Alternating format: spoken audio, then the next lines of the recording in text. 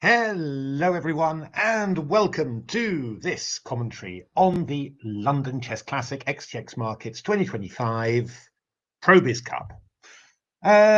Let's have a look. What is the ProBiz Cup? Well, I've prepared some sneaky graphics for you, so let's have a look how that goes. So the ProBiz Cup, it's pairs chess basically, where you play as a pair, playing moves alternately. And the pro element is that it's all the pro players from the London Chess Classic Elite Tournament, and the amateur players are normally players from the business world, but there's also some rather strong juniors involved as well. So how does the schedule of play look? That's how it looks. So we're waiting for round 1, 11:30. The timings are always a little bit more flexible somehow, Ed. I mean, the emphasis is on enjoyment and also just being a nice all-round occasion. So these won't be exactly fixed somehow, but first round around about 11:30, and you know, round 2, round 3. Let's have a little look then to see.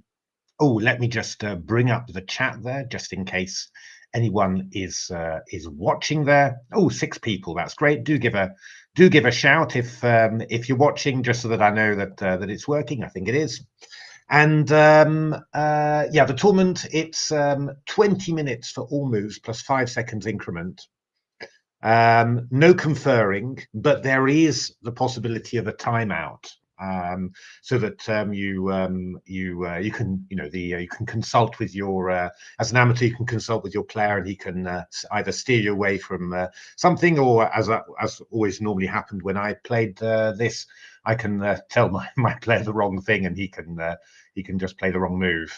Quite tough. I always found the timeouts was something that was introduced a little bit later, and yeah, some players are really clever at making good use of it. Levon Aronian, always had the feeling, was excellent.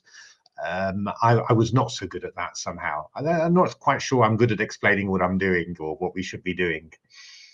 So 2 timeouts maximum. And then these are the players. So we've got the first pair is Nikita Vichugov and Yuri Bedny. Ah, that's great. Thank you, Mr. Paul Pusher. Super brilliant. Fantastic. That's what we like to have. That's going to be quite a strong pair. Nikita Vichugov obviously plays for England nowadays. Yuri Bedny hasn't played, as far as I can see, for about 20 years, but was around 2300 when he was.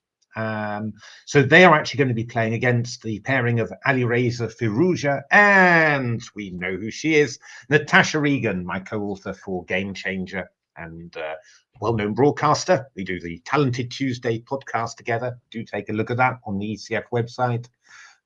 So that's going to be a really interesting matchup there. I think all 4 players pretty aggressive. Maybe Nikita is the least aggressive of all of them. So so that's going to be a very interesting matchup. Then Gawain Jones with Colm O'Shea. I think Colm has played a number of times in this event. This is quite a setup. Luke McShane, English Grandmaster, one of England's top players for many years, with Supratit Banerjee, who's featured on our Talented Tuesday podcast. Very strong player, having a good tournament at London Classic. Sam Shankland against Daniel Lindner.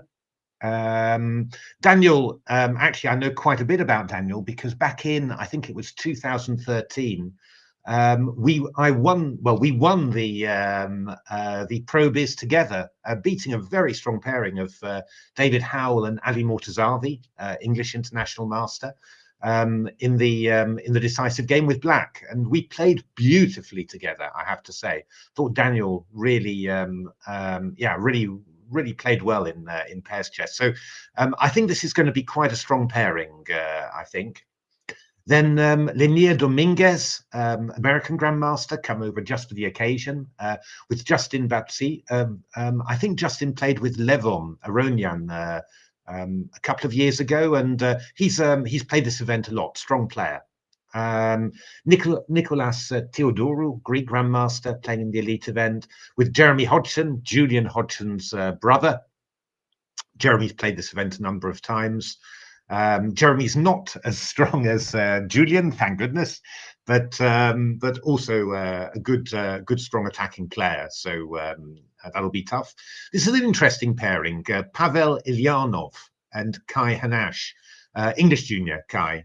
Lovely opportunity for him to play with strong, very strong Ukrainian grandmaster Pavel Ilyanov. Should be very, very interesting. Should learn a lot, I think, from that. Michael Adams with Chris Clark. I think Chris is a player who hasn't played very much recently. Playing with Mickey is always a great experience. I think Mickey's excellent in this sort of chess. Very clever, very good at. That's right. I think he is playing the rapid. I think he's also been doing or going to do some commentary as well, I believe. So that's a nice little bonus, really. I mean, 2740 player basically. So then another very interesting pairing, Abhimanyu Mishra, one of the world's youngest grandmasters, again together with Bodhana Shivanandan. Bodhana is 10, I think, one of England's most promising juniors. Really strong player, very, very tough, very determined, and playing in the Open, just her 9th round game just after this one. So mad on chess, lovely. Now, Nordibek Abutsatarov, the runaway leader of the elite event with 6 consecutive wins, playing with a very interesting player, Rajko Vujatovic, very aggressive player. So that's going to be a pairing to watch. Rajko's played in this event many times as well with success. Then we have Ali Reza Firuza with Natasha. I heard that Ali Reza is running very late. There's some sort of taxi problem. I'm not quite sure what that is, but he's anyway. That's so that's going to interfere a little bit with their preparation for the first game. And then it's Malcolm Payne, director of this event, and very well known in English chess, international master, together with Chase Tessima, who I believe is sort of coming back to chess after a long break away. So this is obviously a lovely event to play in like that. So let me just bring myself back there. I hope that's given you a good overview of the event. Really nice event. Let me just share my screen now and just do that. And I will get you the pairings. Haha, there we are. Let me just put that link in the chat, just to there we are, just so that you can see it there, and also so that I've got it there as well. So what are the pairings here? We've got let me just I'm just going to move my screens around a little bit there. That's good, isn't it? Yeah. We've got Rajko and Nordibek against Bodhana and Mishra. Then we've got Natasha and Ali Reza with white against Yuri and Nikita. Daniel Linder, Sam Shankland against Jeremy Hodgson, Nicolas. Theodoru. Then Colmochet, ooh, making some problems with the graphic, with the characters there. And Gawain against Supratit and Luke. That's going to be interesting. Interesting matchup, that one. Justin and Lanier against Michael and Chris. And then Chase and Malcolm against Kai and Pavel. I mean, to be honest, these are really strong matchups, I have to say. I think I'll be because it's 20 minutes. I think I can. That's right. Every second move. So the professional starts, plays the first move, and then the amateur plays the second move, and then yeah, and then it carries on. Professional, amateur, professional, amateur. No conferring, but there are those 2 timeouts that you can take. I mean, I have to say, just the one thing that I noticed the most was that you know, it's hey, Spielmann 1647. So is that yeah, especially converting advantages is quite tough. When you're facing tough resistance. I remember in this game of Daniel and mine against oh, Cole Moshe, that's been corrected. Against David and Ali in the final, we were a couple of pawns up, I think, but so tough to keep the line of converting advantages somehow. I was so proud of ourselves. Also with the clock ticking down as well, it was really, really tough. But yeah, no, it's that's quite difficult to do somehow. But also very important for the strong player to, you know, to really give confidence to the normally weaker amateur player. To be honest, I just had a lovely time with Daniel because he just he was playing so well. I mean, it was really I didn't have to change anything really. It was Rudolf Spielmann's book. Yeah, that is a lovely book, isn't it? Rudolf Spielmann was a really nice author. Really good, I mean, really excellent player as well. Sort of player who got better and better with age, virtually. So really very impressive player. There's a nice biography of him, by the way. First ever on well, Elkin Ruby does a lot of nice books like this, and it was a very nice biography. Also had a tragic life, Spielmann. Basically, well, apparently, I believe starved to death in Stockholm in 1940, just destitute during the war. So yeah, quite tragic as well. But very friendly person, very personable, good attacking player, and very strong player.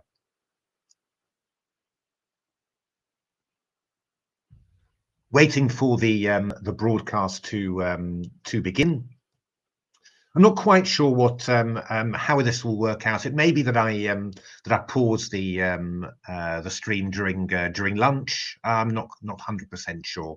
I might just carry on as well. We'll see how it goes. The games have started. Daniel Lindner, Sam Shankland. Just notice that one first. Yeah. Daniel is a C4 G3 player, and he always liked Botvinnik systems, so with C4 and E4. So not surprised. In general, you know, the professional player will follow the openings of the amateur to, you know, because the professional should know pretty much how to play everything, and you know, the amateur is more comfortable with his stuff. I mean, I once had I played also with Terry Chapman as well, which was really nice. We really enjoyed playing with Terry, but he was playing G3 Kings Indians, and I found that difficult to play against. We were doing really well actually, but we lost to Kramnik and was it Yuri actually in the I think, you know, that was kind of the final in a way. But yeah, it was that was a little bit tough for me, those G3 Kings Indians. But I had a great time working together with Terry, I have to say. Oh, okay. So Natasha against Ali Reza. Yeah, I mean, Yuri, very aggressive player in his youth. So I would say normally that you could expect that will happen too. I think you don't really change your style. Yeah, Shankland's got chessable courses on everything, I think. It's but this is I think this is a good choice against aggressive player like Yuri. I think you just really want to get your queenside develop, play a bit schematically, and Fianchetto's quite good.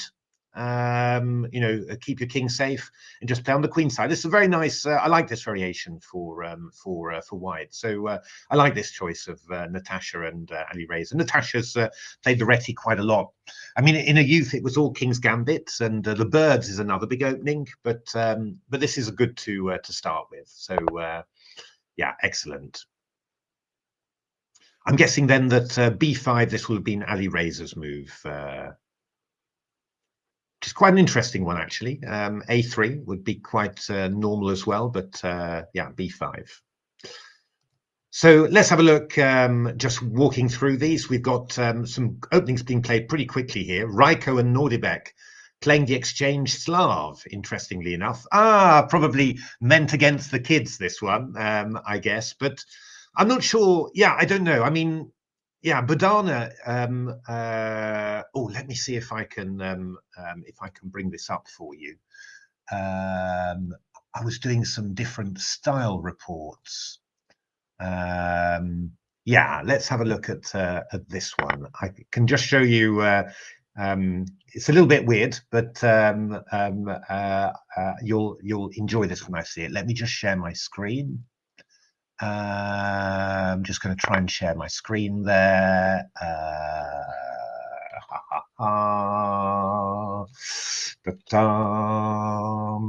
Share my screen.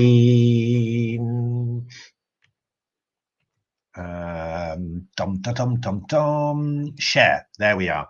Style report from Chessbase. I've been doing these on various players, and this is Badana.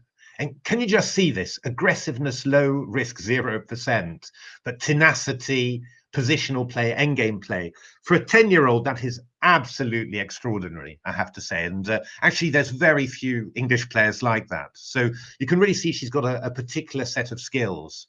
So yeah, actually, the Exchange Slav, then from that point of view, I don't think that's particularly worrying for Badana, even though you'd think these are kids will just play quietly like that. So there we are. That was quite interesting. Let's have a look. Wait a minute. No, this one's moved somehow. Let's see. Supratit and Luke against Gawain and Colmoshe. So Supratit 1e6 has been one of his openings indeed. We've seen him play 1e5 and the Petrov as well. But 1e6, I don't think Petrov might have been a bit better for Luke. I'm not sure. Yeah, no, don't worry about the don't worry about the percentages. The percentages are all a bit weird on there, but I just use it to sort of see the gradations. If you look at Natasha, you'll see her aggressiveness is off the scale as well somehow. So this is quite a solid French, basically. But Luke plays the Tarrasch from the white side, so I think he'll be well up to date there. Of course, professionals, tend to know pretty much everything about a lot about everything. But yeah, there are some things like that that are easy to play. Let's have a look at Chase and Kai. Oh, there's a piece. A piece has gone already, I think. Oh yeah, a piece was trapped there. Difficult. But that's strange, isn't it? Wouldn't Queen G3 have been Malcolm's move? I'm not sure. Maybe that's not quite there. But anyway, the big problem at the moment for Chase and Malcolm there with a piece disappearing. We haven't looked at Justin and Lanier against Michael and Chris. So Michael having the unusual experience of playing a Najdorf as black. I don't think I've ever seen that happening. I was always playing the Najdorf against him as black, but never seen that. One interesting moment to show is this move knight takes c6, which is was always thought to be quite poor for white because you bring an extra black pawn towards the center, which makes d5 easier. rook on the b file against the b2 pawn, but the engines have sort of revolutionized this really, and yeah, they've really they've really shown that this is a viable alternative. Interesting choice there. No d5, but c5 from Mickey and Chris, and that's not bad at all. Actually, White's going to take a little bit of time just to get going. I think there.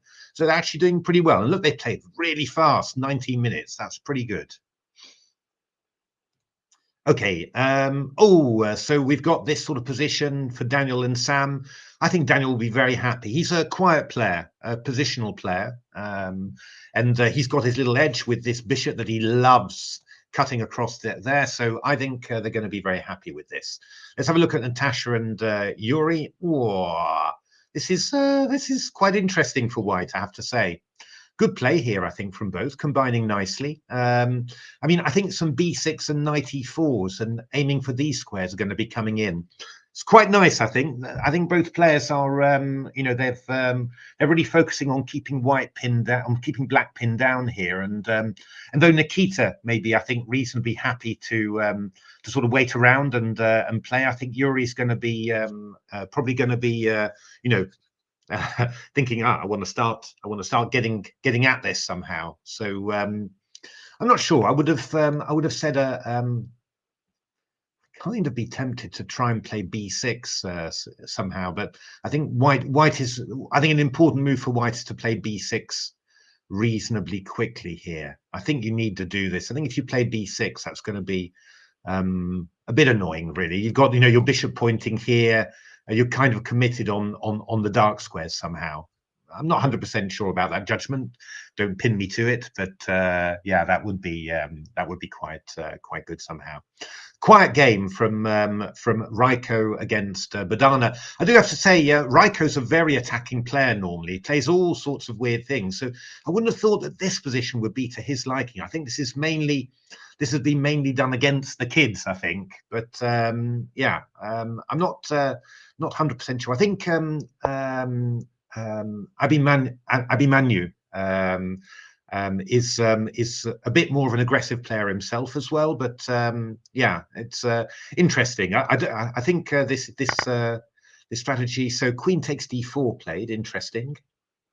But yeah, maybe we're going to play knight c4. I don't know. I think you've got to be very careful here. Badana's a really good endgame player. She really is. I saw her in the Blitz playing some very nice endgames, and I think you've got to be a little bit careful here. So yeah, very interesting matchup. It's amazing, isn't it? It's really cool, this this thing, because you've got this nice combination of the styles of the stronger player. Of course, you know, professional players of this level are quite very multifaceted, but still, you know, there are the desires that you have, and then there's the style of the amateur player, and of course you really want to try and bring out your amateur player to the best degree somehow. So it's quite tough to get that right somehow. Oh no, sorry. We've moved there somehow. So Colm and Gawain, just a pretty typical structure there. The black player's getting interested with a possible knight g4. Maybe the rook will come over, h4.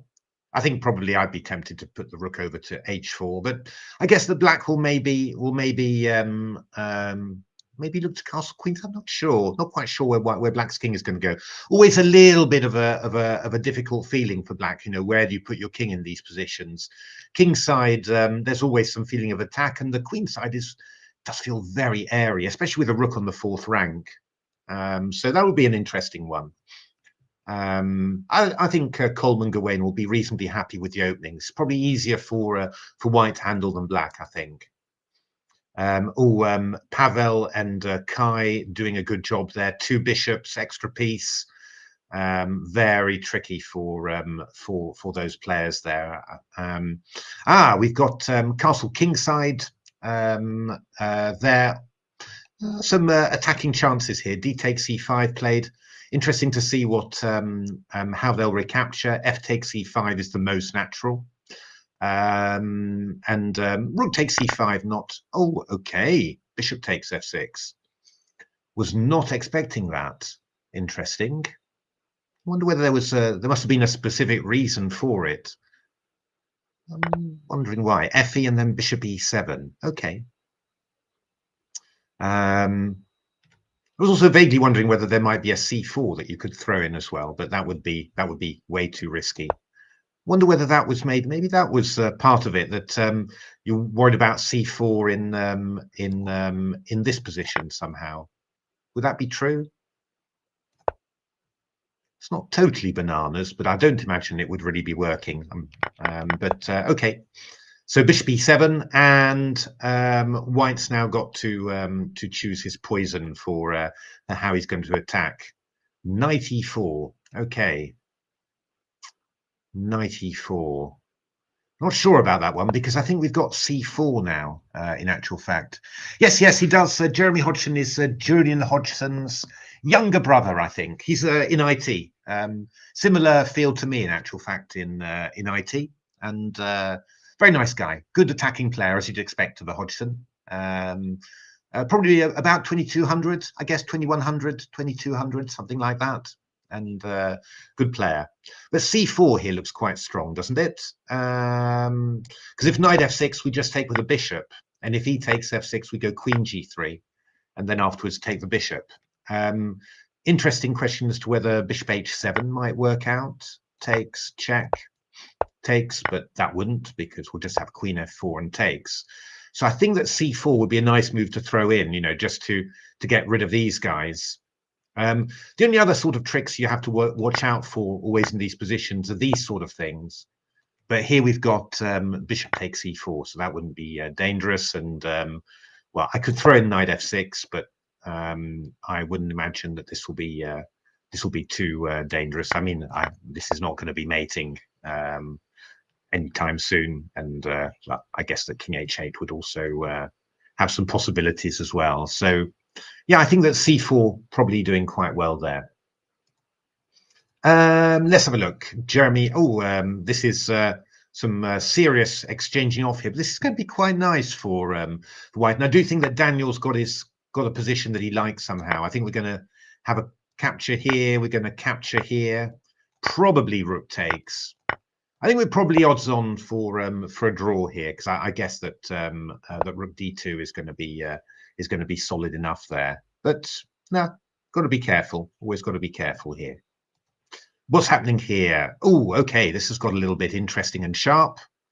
Ooh, so e3, bishop d7, f4 play. That's quite a loose move there, I have to say. Yeah, I mean, b6 was an interesting move as well, just to loosen that one up. f4 quite loosening there. So we're going to need some just to be a little bit careful, because we've got a good old knight g4 coming in there as well, if we're not careful. Could be a bit. This could be a little bit worrying somehow. Got a threat against d3, threat against g4. So, d4, d4. Oh, d4. Oh, good lord. That's all pretty aggressive somehow. I would have kept it a bit tighter at the back somehow, but okay. We're going to see. It's all getting very exciting. Well, you've got to say is that Yuri and Nikita are quite a bit behind on time, so probably trying to keep things going. Oh, good lord. So this ending has gone quite nicely for the two kids. The one thing you can say is that there is the sneaky possibility of a pass pawn there, so you've got to be a little bit careful there with black. That's worked out quite sneaky. A move like g5 would probably be very sensible. It's maybe not your absolute ideal move, but it would stop any future pass pawns. Maybe you can delay that a little bit and try and play f5 to dilute the pawns. That would be ideal, but I'm not sure how you get that somehow. So unless you've got some clever way of playing there. But this should be normally drawn, but should be quite interesting. I certainly don't think the kids are second favourites in this endgame. Yeah, I think it's possible that the amateurs are playing the odd moves. The rules said that the pro played the first move, but possibly that's been turned around. If there's anyone, if anyone from the tournament is watching, then do let me know. Oh, okay. So, that was interesting, wasn't it? Bishop A5 played. That's an interesting move. And now taking their, okay, this is, you can continue with this. You've got a tiny nibble there with this weak pawn. But again, I think that this suits Daniel down to a T, actually. So, and Sam, is good technician, everything. So I think they're going to be very, very happy with this, and it's less fun for Black somehow. I think Jeremy also it's not really his absolute cup of tea, this sort of player. But okay, I mean, you play what you get, of course. Oh, wow. So what did we get here? Knight e4, c4, bishop f1. And then, they went for the wrecking operation there. Rook b1, bishop d3. Yeah, I'm not sure that was a great idea, really, playing c4, c3. Swapping off the queens, it's true, but... well, I mean, things against f7 could happen, but those pawns are very weak. I mean, probably would be nice to try and get this bishop round here somehow and start attacking that pawn. If you can do that, then you'll be absolutely fine. Should be equal. Just got to watch out a little bit though for those weaknesses on the 7th rank there. But let's have a look. Ooh, knight takes c5 played.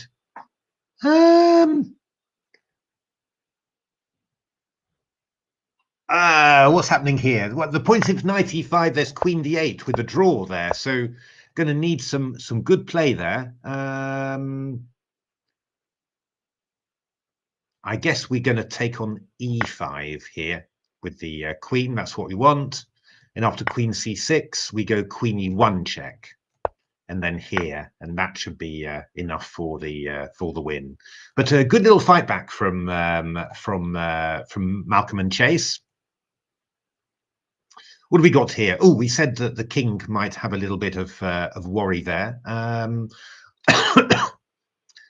guess that's fine with the king in the center there, but it's just a little bit uncomfortable, actually, isn't it? I mean, yeah, I'm not so happy, to be honest. I would have been looking for moves like like b4, for example. I'm sure it doesn't work, but it does sort. Well, I don't know, actually. Would b4 have worked? Could have been dangerous because here I got rook b1 and takes bishop g5 check. And obviously bishop b4, I've got rook b1 as well, which is going to be quite unpleasant. Could have been that might have been a bit of an unpleasant move, and we just sort of played bishop b3, and here I go rook b1 takes b7. Might have been very dangerous b4.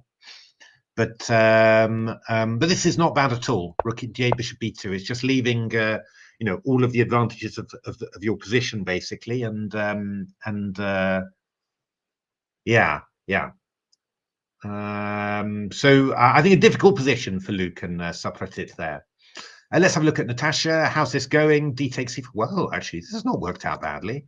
Oh, we've got some sharp stuff going on there, but knight e4 has happened.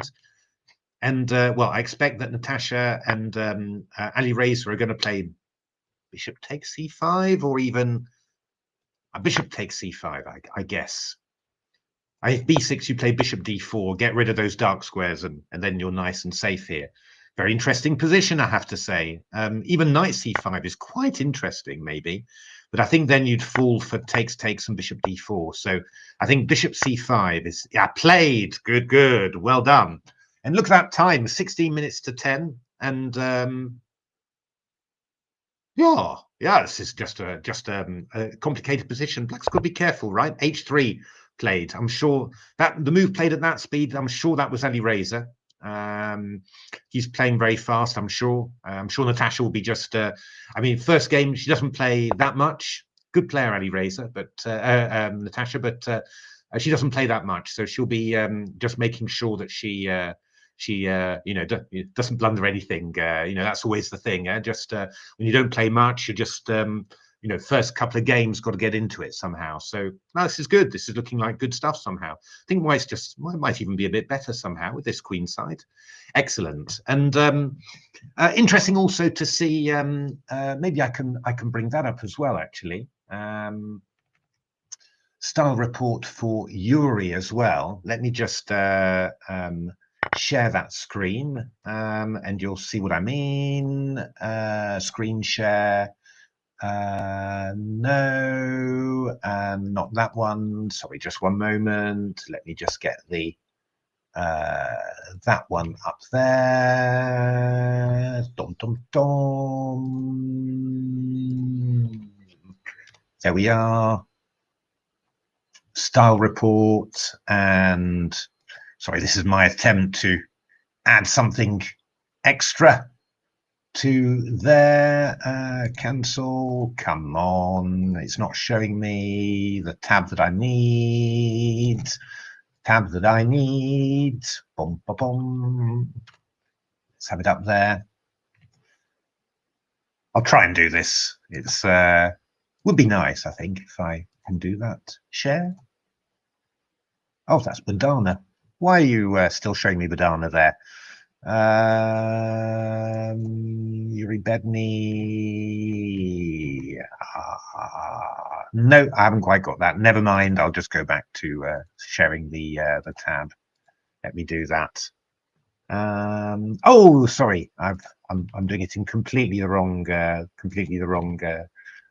tab. That's why. Let me just do that now.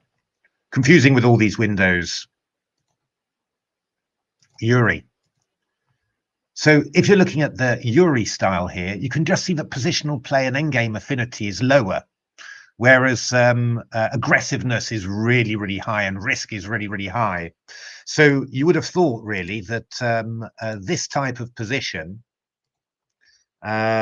here would be about the ideal position that Natasha and Ali Reza can have somehow. Because I mean, although Nikita's an excellent player of the endgame, of course, this should be hopefully a little bit less, or hopefully, just for this pair, it should be probably more interesting against the amateur player there. I think probably bishop e3 now would be a good move, and we'll just look to play c5. That would be very nice, and plenty of time. So both Natasha can certainly take her time. Ali Reza playing very nice and fast, which is good. So that's interesting. We've got our first result. Kai and Pavel beating Malcolm and Chase. Quite a useful pair, Pavel and Kai, I would say. So, but very well done, Malcolm and Chase. Malcolm said that Chase was, I said, coming back to chess after a long absence. Proved to be very resourceful there after just that early problem in the opening. Yeah, no, excellent play there. Well done, Pavel and Kai. Now we've got this game. We've got some tactics there. So Queen F2 will allow Queen F2 and Rook C2 check. Absolutely. So that's quite a big one. You can't do that, basically. I wonder whether maybe this would be a good moment for Coleman and Gawain to have a timeout. Might well be. The interesting question then is, after something like King H1 or King H2, King H1, are you going to have Knight H5? Got to be very careful about that.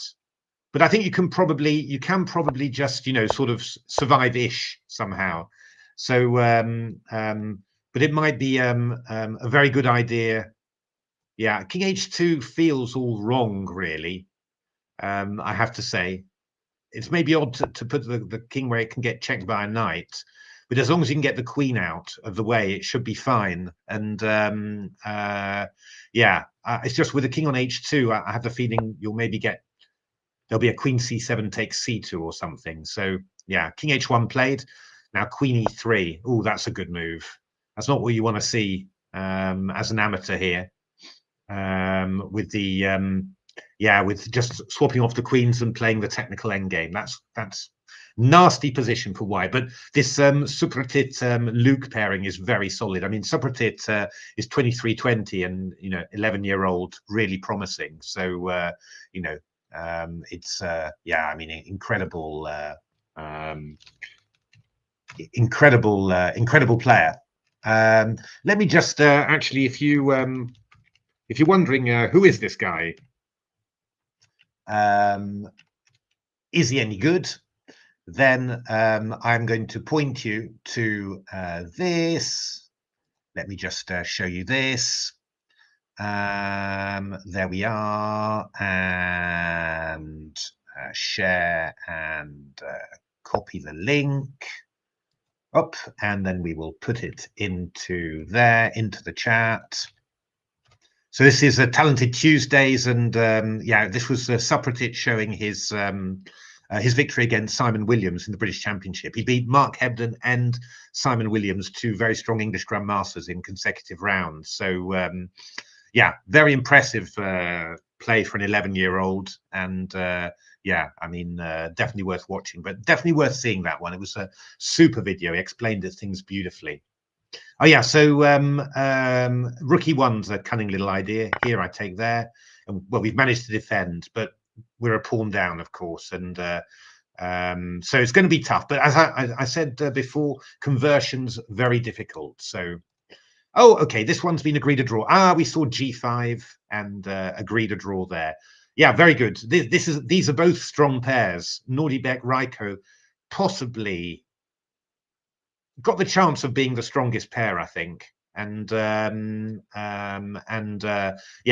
Bodana and Abhimanyu also very strong. By the way, Natasha said that Abhimanyu came up to her and said that he enjoyed Game Changer very much. So that was really nice to hear. Whoa, okay, we've got this endgame here. So yeah, Natasha and Ali Reza playing quite nicely, I think. I think odds on for a draw here, really, I think. This game, probably white a little bit better. These pawns are on dark squares, and we could maybe do something. We've got little breaks. This is definitely a break worth playing. So bishop b4 is a must, I think. But I think maybe we're just going to end up with a draw, right? You know, drawn king and pawn ending, I think, would be the most natural there. Which I think would be a you know, very good result for both sets of players there. Let's have a look. Daniel against Jeremy and Nicholas. So this this is a good idea. Very nice idea. Possibly White should have looked to stop it, maybe, because this pawn can come to h3 later, and you know, it's the alpha zero pawn, and in the end game that it adds lots of things. Can become weak, but can also become a little bit surprised that that neither Sam nor Daniel played h3 actually earlier. You know, just to meet h4 with g4. That would have been my natural idea. Interested to hear what they think about that. But okay. This is also this pawn is going to be a little bit weak. Hard to defend, actually, but might get some counterplay here somehow. Oh, very interesting endgame. Let's have a look. We've got I like what Mickey has done here. Absolute rock here. Pawn can move to a3 at some stage as well. I think we're going to be heading for draw and huggies here quite soon, I think.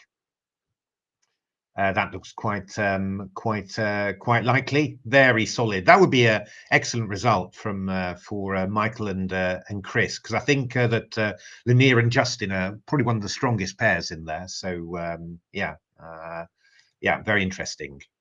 So here G4 played. Yeah, I mean, you've just got to try and defend basically. Yeah, I think chance is not great for defending, but Colm's a tough player. And you know, and so they'll definitely do their best. Just that both Supratit and Luke are pretty good technicians. Supratit's a very calm player for an 11-year-old, just like Badana, actually. You know, surprisingly strong in the end game, which is really nice, of course. Really good to have that as a kid. So, but it's going to be a toughie. It's not easy. You'd really like to start getting this knight active, but there's a lot of play somehow. So, yeah. You can see why they're doing this. The question is whether, yeah, interesting. I mean, there's going to be, maybe this is possible. Always nerve-wracking, these things when you're trying to convert. I don't know.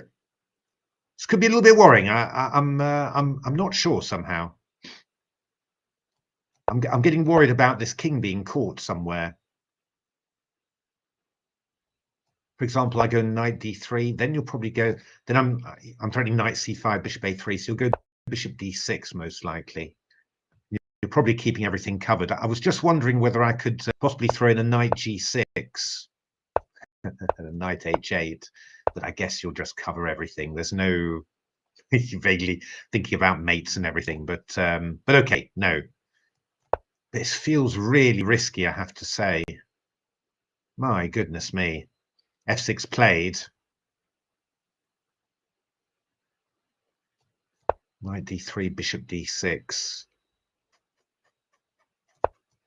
Yeah, I mean, e5 is the move you want to play. I can't quite see it at the moment, but yeah, this is super solid. So yeah, oh, HG, that can't be good. That's definitely not good. No. No. I had a teacher. Sorry, I'm reverting to being 13 years old. I had a teacher always said no. But I do think that h3 would have been a good idea somehow too, because if you're going to lose this pawn, at least you'll be able to try and get your rook active. But yeah, obviously, always easier to give away your own pieces rather than to take those sort of decisions yourself. But I think that would have been a good idea. Let's have a look. What's happening here? I think we've just got equality, total equality here. I think, yeah, I think nothing much happening here. I think nothing much happening. Where's Ali Reza going to try and win this? Yeah, I mean, I think that this. I'm suspecting this was a Nikita move because I mean, White can try and come round here somehow. I mean, if you've still got a timeout, and if Ali Reza sees something, this might be a good idea to sort of say, you know, let's do this somehow. Because I mean, it would be a possible plan to try and come in here. I think this is why Nikitas probably wants to put the king on there somehow. But this should just be a draw, I think. So yeah, this game's still going on. Yeah, I think Daniel's going to win this. Daniel and Sam, and this was absolutely the type of position that Daniel plays really well. He loves these quiet Englishes somehow. So I think he's going to get on very well with Sam. And strange enough, I wouldn't have thought he was a natural player for me to play with, but I felt that we played beautifully. You know, felt like I felt like my strength was boosted by playing with Daniel. So yeah, these are definitely, they're not an obvious choice for the tournament victory, but I think they're real dark horses, these guys. So yeah, this is very solid indeed. I think we're going to get a draw very soon. Yeah, so knight d3. Oh, bishop d4 played bishop a3. Oh, bishop d4 was even more solid, I guess. Tricky. Yeah. Being able to do this wasn't obvious that it could be done actually, but this is looking tricky. I would really think that combination of Supratit and Luke is going to be will be it's never easy to convert, as I said, but they will be good enough there somehow. 15 people watching. Good to see you, everyone. Really nice. Let me just, I'm just going to tweet something and just try and get a few more people on there. Live and watching some great action.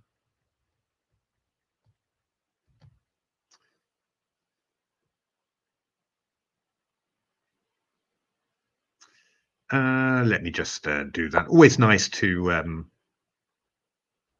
have people involved and there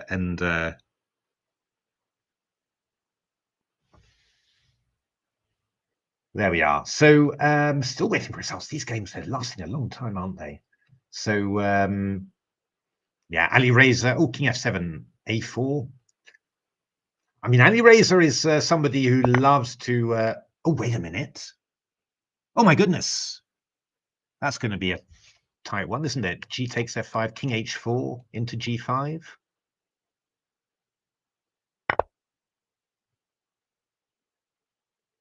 Oh, bishop d6, king h7. No, that can't be right.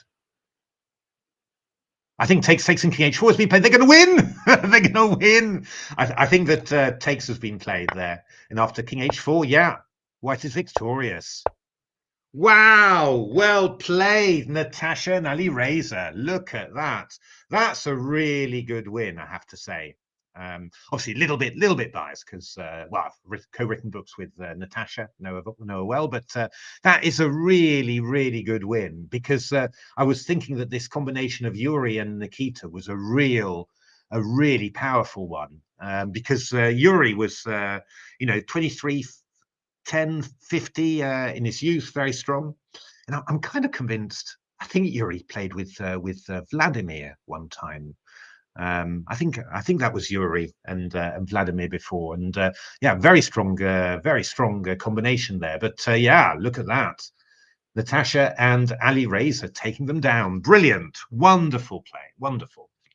So that's the second win there for on the board, and excellent stuff.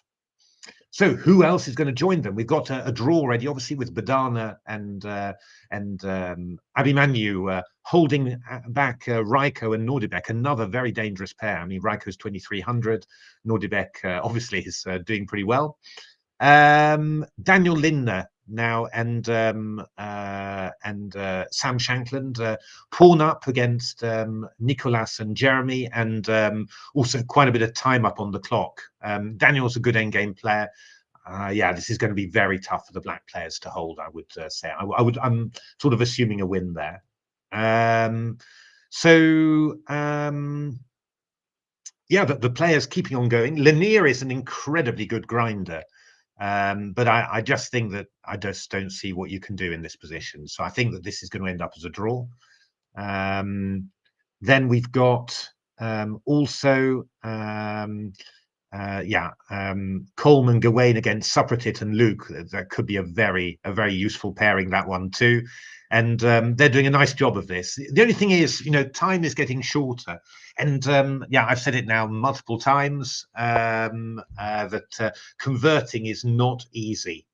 It's sometimes it just depends whether you're really you're really on the same wavelength somehow. And yeah, that was what impressed me when we did it together with Daniel and also with Terry as well. Just managed to get on the same wavelength, and and although you're playing alternate moves, just managed to convert well. And yeah, that worked really well. I also played. I played another time as well. I played with Demis Hassabis actually, and but yeah, we were less successful there together. I have to say, it's just yeah, one of those things somehow. I mean, Demis, I think he came shed first with Magnus Carlsen the year after. So I think the quality of the player and does make a difference there. Also, the wavelength that you're on, understanding the player, and I get the feeling I didn't quite get to. I didn't understand. We didn't understand each other as well as Magnus did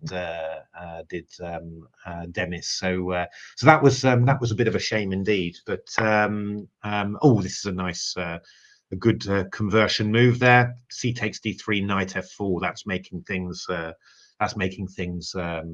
definitely easier there. So I think we're going to get certainly a third win this round, and I also suspect that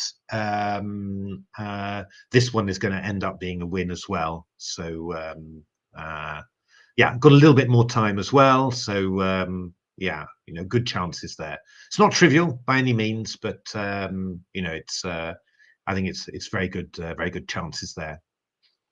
I mean, I think I'd be tempted just to play rook c5, then start moving the kingside pawns forward a little bit there. Just e5. Interesting. That is an interesting move. I was just about to mention it. The idea is that you're stopping the bishop coming to f6, and then you're going to play rook h7. Obviously, you let the rook take the pawn, but then you're going to be hoovering these up, which would be pretty good. A little bit counterintuitive to put a pawn on the same square and also cut off your rook along the 5th rank, but I guess that we could also have the rook move along the 4th rank there. It's nice to have that mobility, but so that's a tough move, just hitting the pawn, and so if rook h5, you'll go bishop there. I guess we're going to look for f4 now.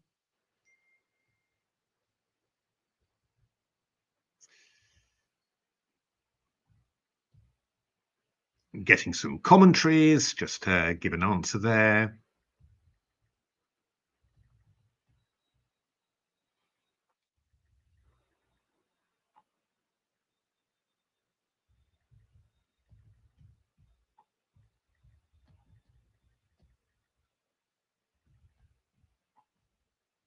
So brilliant there. Okay.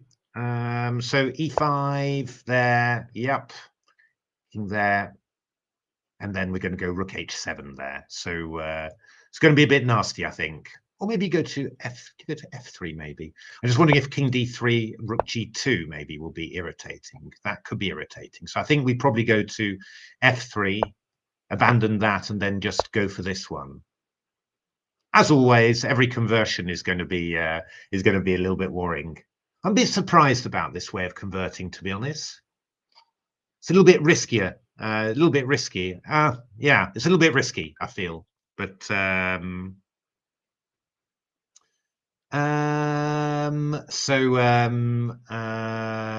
have a look. Oh, this game has been drawn. Well played, Michael and Chris, against a very, very strong pairing of Justin and Lanier there. That's excellent. So let's have a look. Supratit and Colm. Yeah, this is looking very difficult for the white players. Bit of a depressing endgame to play, and yeah, time is also good. 4 minutes there. So yeah, I mean, I think you probably play bishop e3, f5, something like that. I mean, f3 is also very good as well. Just a lot of good moves there. Wouldn't mind playing f5. I think just to get the king, have the king free. I think, but this is also a very good move. There's just loads of very good moves there. So expecting Supratit and Gawain to win there. Let's have a look. This one. Oh, yeah, no, that has not gone. That's gone wrong. That's gone a bit wrong, really. This rook's gone horrible. That's what I mean about it being difficult to convert. Yes, I'm sorry. I've said this. It's the ProBiz. Hey, hello, Key 453. It's ProBiz. So it's amateur player and professional player playing alternately. Pair chess. Very well known in other forms of games like Go, for example. Less common in chess. Actually, is white even? I think white's even worse here, to be honest. Isn't white worse now with this rook on g4? I mean, we just bring the king in, right? If they've got a timeout, Jeremy and Nicholas, they should take it because, or are they going to repeat a draw here? Oh, I think that's quite fortunate for white.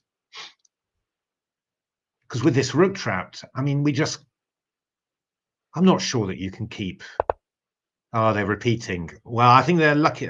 Probably that's part, I think the time situation and the worry. But I think they're quite lucky, to be honest, because I think you could have just brought the king in, and I'm sure you can zugzwang white out of this somehow.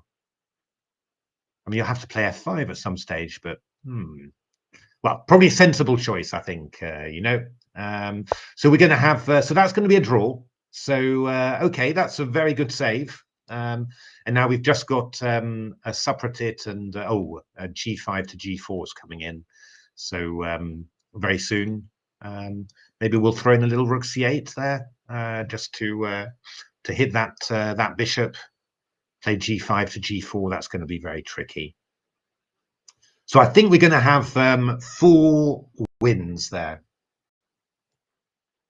1, 2, yeah. So 1, 2.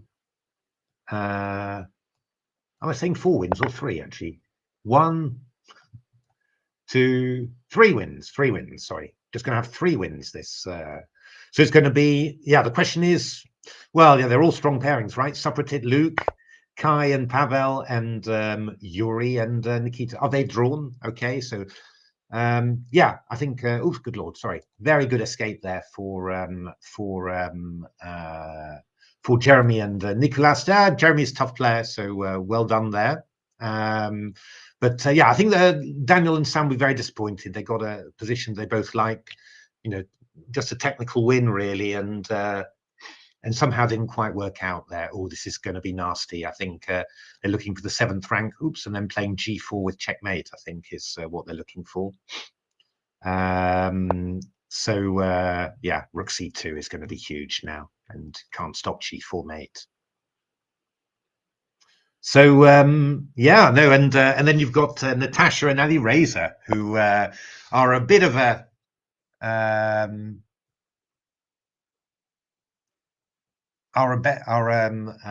bit of an interesting pair there. I mean, I've played a lot of tandem simuls with Natasha actually.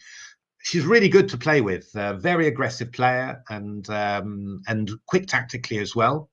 So this is going to, and of course Ali Reza is an incredible player. So you know, I really think could be interesting, that one. But they've started off with a great win there. So really well done to them. So okay, so that is the first round done, as Colm and Gawain resigned to Supratit and Luke. And if we now have a look at the players, got a few doubles in there, so don't worry about a few of those. But we've got we've got Kai and Pavel, Supratit and Luke, and Natasha and Ali Reza on 1 out of 1. Then we've got Chris and Michael, Justin and Lanier, Jeremy and Nicolas, and Danielle and Sam, Badana, Abhimanyu, and Raiko and Nordebek on half. And then we've got Colm and Gawain, Chase and Malcolm, and Yuri and Nikita on 0 out of 1. Yeah, no, endgames are very tricky, really tricky to play. You know, just so hard. You know, you just got so many different ways to play. Somehow, it's just very, very difficult. All right, so I'm not quite sure. Normally speaking, if we let me just go back to the schedule here and go back there.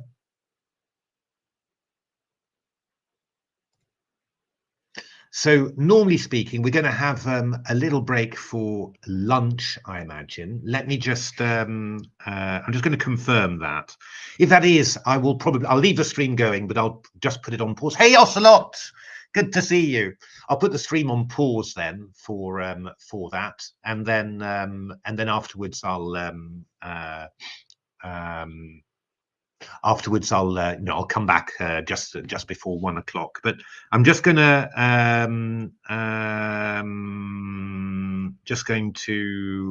let me just ask a few people about that. I'm just going to mail a few people. La la la. Hey.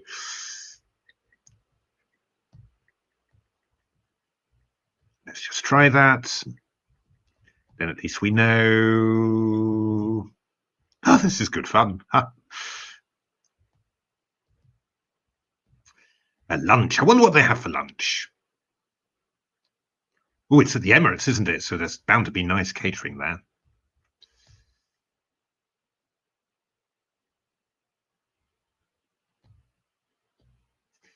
So just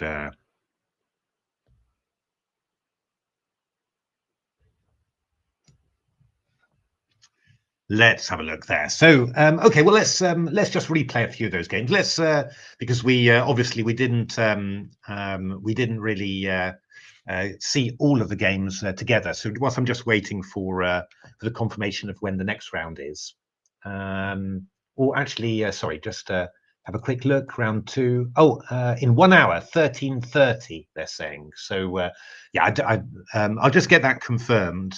And then afterwards I'll, if that's the case, then I'll leave the stream going for that. But let's have a look. Just go through maybe some of the wins and have a look there. So this is actually a system that I think that Natasha saw in a course, in actual fact, and she scored quite well with it.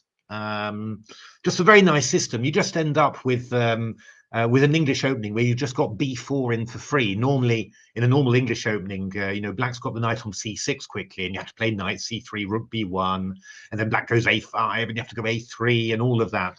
And here you've just got it for free. So you've got the bishop on b2, where it maybe doesn't always go. Often an idea is to swap off this dark squared bishop for the knight just to get more control over the light squares. You've got this light square strategy. But yeah, I mean, it's a pretty decent system. And a5, b5. Interesting move. The absolute natural move would be to play a3 and keep the tension. But AlphaZero did a lot of these things in this sort of pawn structure. He got this a lot against Stockfish 8. Oh, good Lord. Sorry. That's true. That's true. Thank you for saying that. That's why I need people in the there we are. Haha. There we are. We're back. Haha. So let's do that. That's the move. So yeah, whenever black had, thank you very much, Avinstrad. Whenever you have this sort of pawn structure, AlphaZero always wanted to play b5 and basically claim that d5 square and just go for power, sort of static power along the long diagonal, and also often this is a pawn sacrifice. Really quite interesting. So this was an interesting move: knight fd2, knight c3, and then exactly. No, that's a very good point, Key. What happened to light chess? No, it's all there. It was just me, I think. Sorry about that. So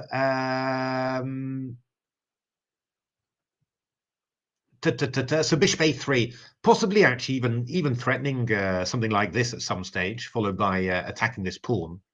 So knight e6 played, and I guess that Yuri, quite an aggressive player, looking to maybe bring the knight across round there, something like that. But rook b1 played, rook b8, and now I was kind of expecting b6 here, and especially maybe after the next move, b6, because you can't play c6 now because of this. But f4 was played, a very aggressive move. And after e takes f4, I was kind of expecting gf, actually, I have to say. But e takes f4 was played. And yeah, I mean, the white players really went all in with d4 here. I was really wondering, I was very worried for the white position with this here, this weak square as well, and all of this. I hope you can see this slow Slav now. I hope that's all right. You can see the game and everything. I don't think there's anything wrong with lead chess. It's just me that that basically was sort of talking about the game, and I'd forgotten to switch the scene back to the main one. So so yeah, the black players played for something very sharp here, knight g4, but d takes c5 played, and bishop takes c3 played. You wonder whether there could have been something stronger there. I don't know what, but obviously you're thinking about throwing in a preliminary knight e3 and sort of hoping to get some sort of some sort of attacking play, but it didn't work out like that. Bishop c3 played, knight e4 covered everything. And again, you're wondering about a possible knight e3, but yeah, I mean, it's not clear that it's all working, right? So yeah, you may be thinking maybe something like this. I don't know, really. Could have been interesting, I think. But bishop g7 played, and then this very good move, rook e1. And all of a sudden, that's great. Thank you, Eivind. Yeah, this is suddenly all covered. And after here, position's pretty equal, really. But maybe white's a little bit better. Simply, got this queenside pressure somehow, and this knight is going to get chased back. And that's what happened. So some exchanges happened. Rook takes, and rook d1 played. Rook was attacked there. Takes, and b6. And you would sort of expect this to be drawn normally. The only thing is, I think, white's probably slightly for choice, mainly because this move c5 is very tempting. You've got this pawn up here, all these pawns on dark squares. I mean, might have been interesting to maybe try and move this pawn down a little bit, try and target this one. Might also have been interesting to put the bishop on e6. Bishop d3 was played, and that gives white this strong bishop here somehow. So bishop c3, that's maybe a little bit random, that one maybe. Bishop check. But this, okay, I mean, I think you'd still expect this to be a draw somehow, I think. You're blocking up the center here. This has been taken. And I would have thought that if you put your king on here, surely, I would have thought. Could you do that, or are you getting zugzwanged all the time? Maybe you are. Maybe you're just getting zugzwanged all the time. I don't know.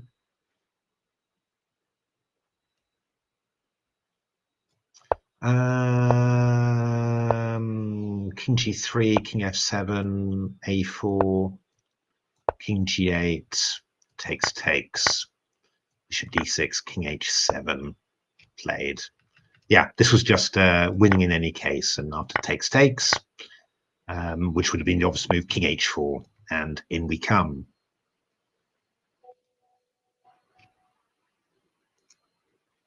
Rook d3 instead of bishop d3. Not sure. Maybe that would probably have been a better move.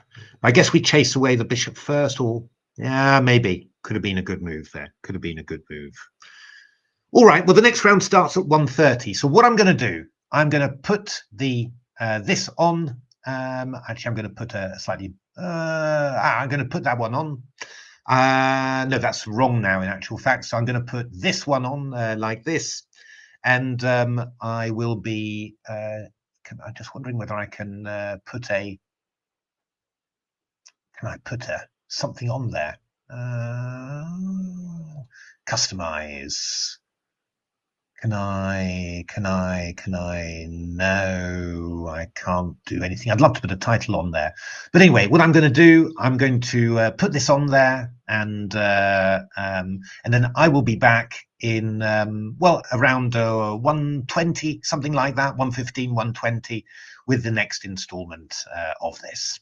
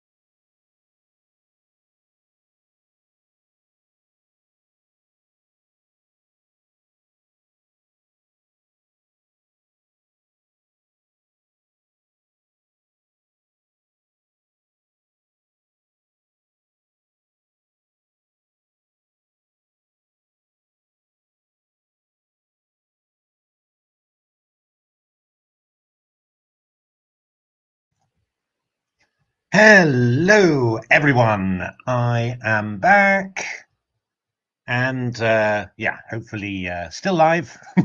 That's what I'm hoping for.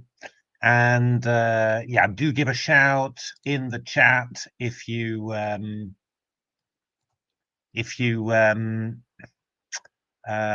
there, just so I can be sure that it's working again. But as far as I'm aware, the stream is still ongoing. It's all looking good, so hopefully that'll all work. I've got 5 people there involved. That's pretty good.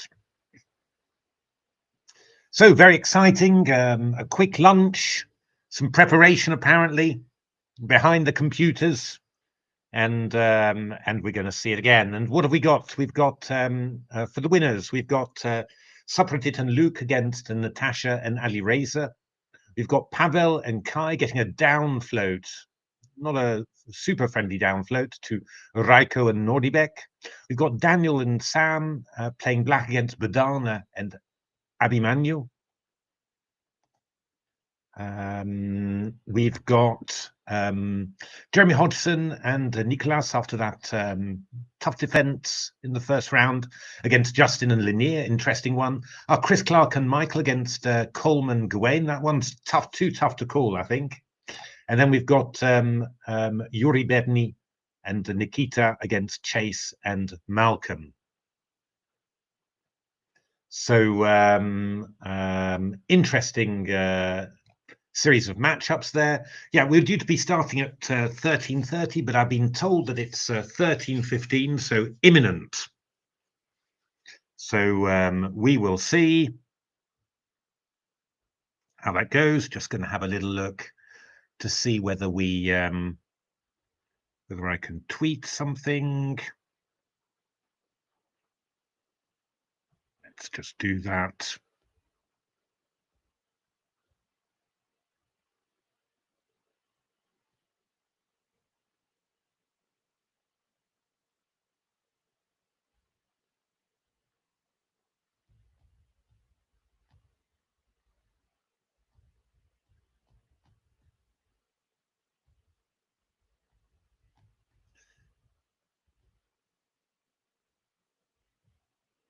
There we are.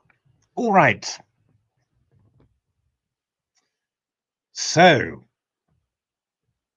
13:15, 1 minute to go, I think. Now, around 15 minutes, they said, but I was told by Matt Carr, the arbiter, that they were starting at 13:15. So let's have a look. Unless, has there been an update to that?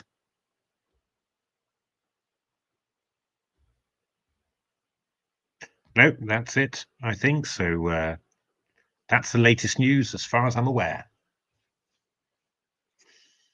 One thing that I'm thinking of doing is, I don't know whether you can see these. I don't know if you've ever been to Holland. I lived there for 17, 18 years, 1999 to 2017. And there are these things called stroopwafels or syrup waffles.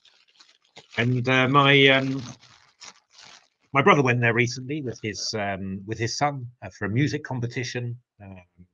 Son was playing the harpsichord in a Dutch a music competition, but yeah, this is what they're like. Oh. So yeah, I got a whole pack back, and these are incredibly full buffer, I have to say. They're really gorgeous. I'll definitely indulge in one of them during the stream, if not more. It's and if you're a real pro, then you've got a cup of coffee, and then you put the stroopwafel on top of the cup of coffee, and then it melts the sort of the syrup, the caramel a little bit as well, and it just makes an incredible treat. So, but that's a pro tip. I do wish chess commentary was like cricket commentary in England, where you all the all the commentators get sent cakes. Oh, just imagine.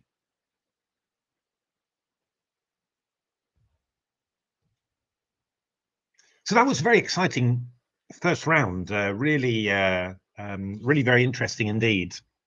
I mean, you've got to say the matchups are pretty strong. It's really, yeah. I mean, it's pretty strong pairs, really. So, but I think it's it often comes down to just the skill in just managing your partner at the crucial moment that really makes the big difference. So I think there's quite a few pairs here who are quite evenly matched, and yeah, it's just it really is will come down to very small margins, I think. Ha! There we are. So all that happened. Oh wow, that's quite interesting. Oh no, I'm seeing it all. Okay, let's have a look. So we have got we got an Alekin on Natasha's board. Yeah, I imagine that we're going to get G6 and Bishop G7 and all that sort of stuff. So nothing amazing is going to happen, but I think Black's going to get out of the opening all right, and then we'll see how life goes. That's going to be the approach to Black players, which is not a bad approach, I think.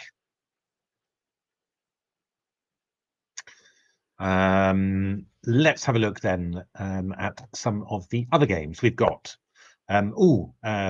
Kai and Pavel against Raiko and Nordebek and Najdorf. And that's quite interesting. Bishop f3. Is this known, Bishop f3? Yeah, it's been played quite a bit. Oh, Naka against Nepo, so it is quite well known, Bishop f3.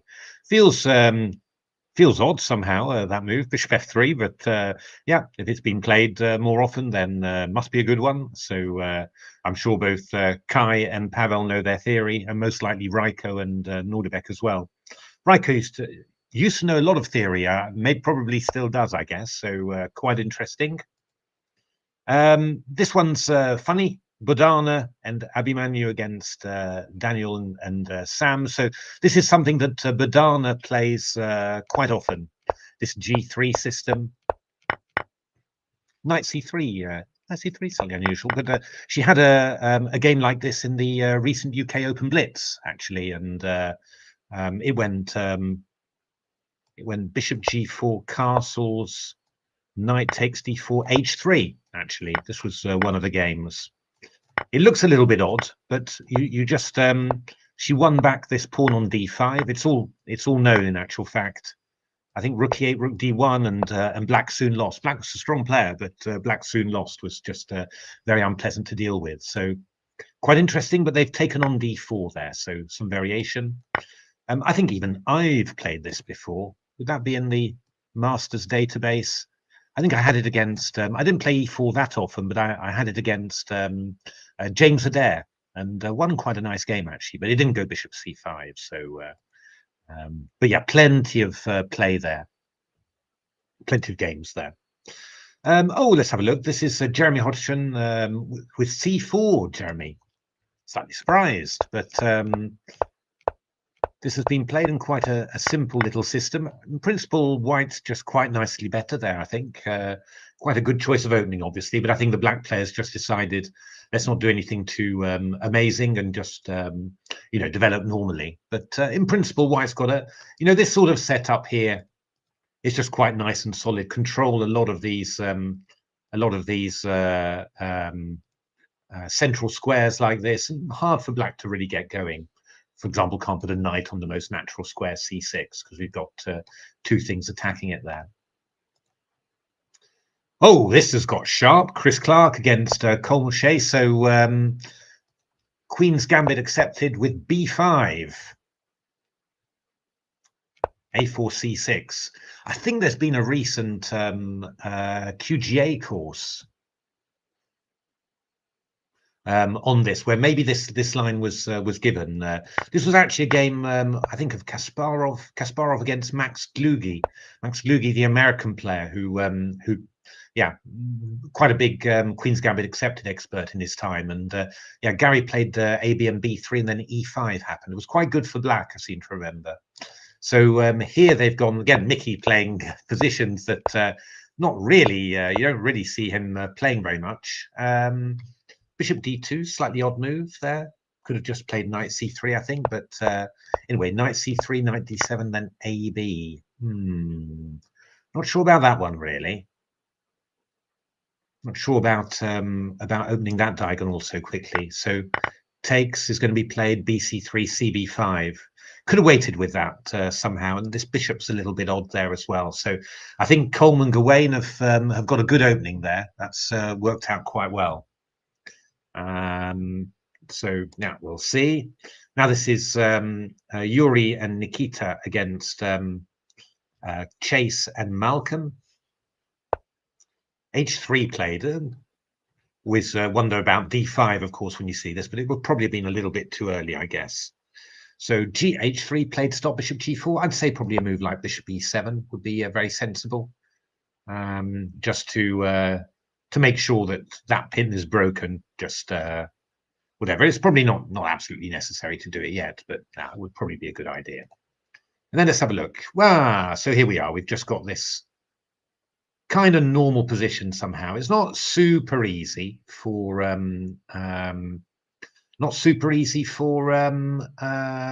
black to develop or anything like that, but you're kind of solid. I mean, I actually wonder whether could you possibly try playing bishop g4 here just to swap off that light squared bishop. That would maybe be a bit friendly.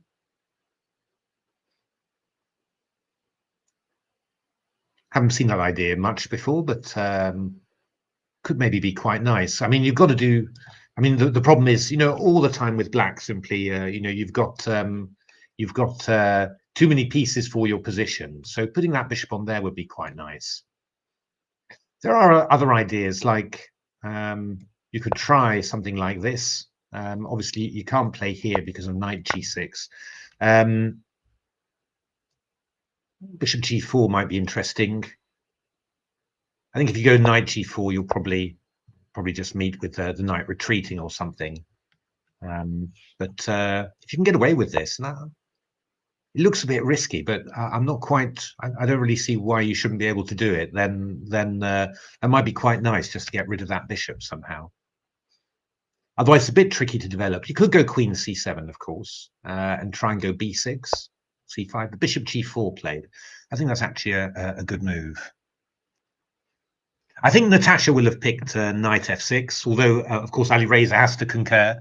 But Natasha's a long-time Alekhine player. She's played different things, a lot of 1e5 as well recently. But I think that she feels most comfortable with the Alekhine somehow, and I think it's a decent choice. I think if you look at what Supratit plays against with on move 3, he's played bishop b5, he's played d4, he's played bishop c4 as well. So yeah, obviously a lot of possibilities there. And yeah, I mean, even if the Alekhine's not so great, the position somehow. That does actually help. And this is pretty good. They play quite fast, so easy. No, this is perfectly fine for black, to be honest. A little bit worse, but not so bad. So yeah, what can you expect? It's an Alekhine. I mean, yeah, I think they'll be reasonably happy there, and well, we're going to see how the game proceeds. Obviously, I think probably Supratit and Luke is probably the most solid pairing. I mean, both play a lot, and Supratit, he's 11, but he's 2300. I mean, he's playing extraordinarily well in this classic. So, I mean, I think this is definitely the most solid pairing. I think you've got a few others which are strong too, but it's not quite so. Yeah, you've got strong players, but who don't play that much. So yeah, there's quite a few decent possibilities for white. I mean, it always ends up being slightly better there, but I think, in general terms for a pair chess opening, I mean, they're playing fast, right? So yeah, I mean, yeah, they're doing the best there. I think that's going well. Whoa, this is a typical Sicilian here. Raiko and Nordibek here. So f4 and then f5. Yeah, I mean, I always like black in these positions. I don't know whether that's correct or not, but I played the Najdorfs an awful lot, and yeah, you always feel like you've got plenty of play. Queenside's a little bit loose and airy, but Ah, very nice. Thank you, Key 453. But you always feel that black's going to be able to create some counterplay somehow. There might be an EF and knight e5. Got to watch out when you do that the knight doesn't come into c6 or e6. But yeah, you've got knight f6s into e4s, and you move the bishop out of the way, get in g5. Always feel like there's good fun there. So Badana and Abhimanyu against Daniel and Sam. It's a very solid game, but it's more or less what you would expect. I think Badana and Abhimanyu very solid set of players. Badana, that's her natural style as well, and I think both Daniel and Sam are very solid as well. So yeah. So let's have a look. So yeah, Justin's quite an active player somehow. So he's trying to make things happen there. This has not been too bad somehow. I was a bit worried that the black might get rolled over here and be a bit passive, but starting to get some stuff going. Key thing you've got to watch out for all the time is whether you can play f4 and e4. But this is interesting. I wonder whether the black players are going to take with CB.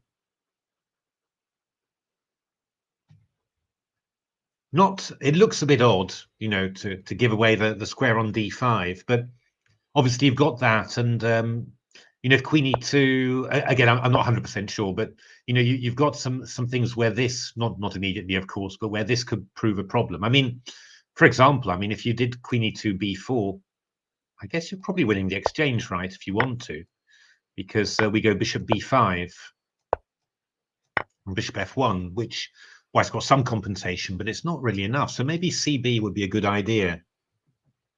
I like it for black. It would definitely be the move that I'd be trying to make work, really. You could just play a move like queen b1, but you're moving away from the king side. Maybe we start going h5 then, something like this. Quite like this. I quite like this for black. Let's have a look. Ooh. It's a bit.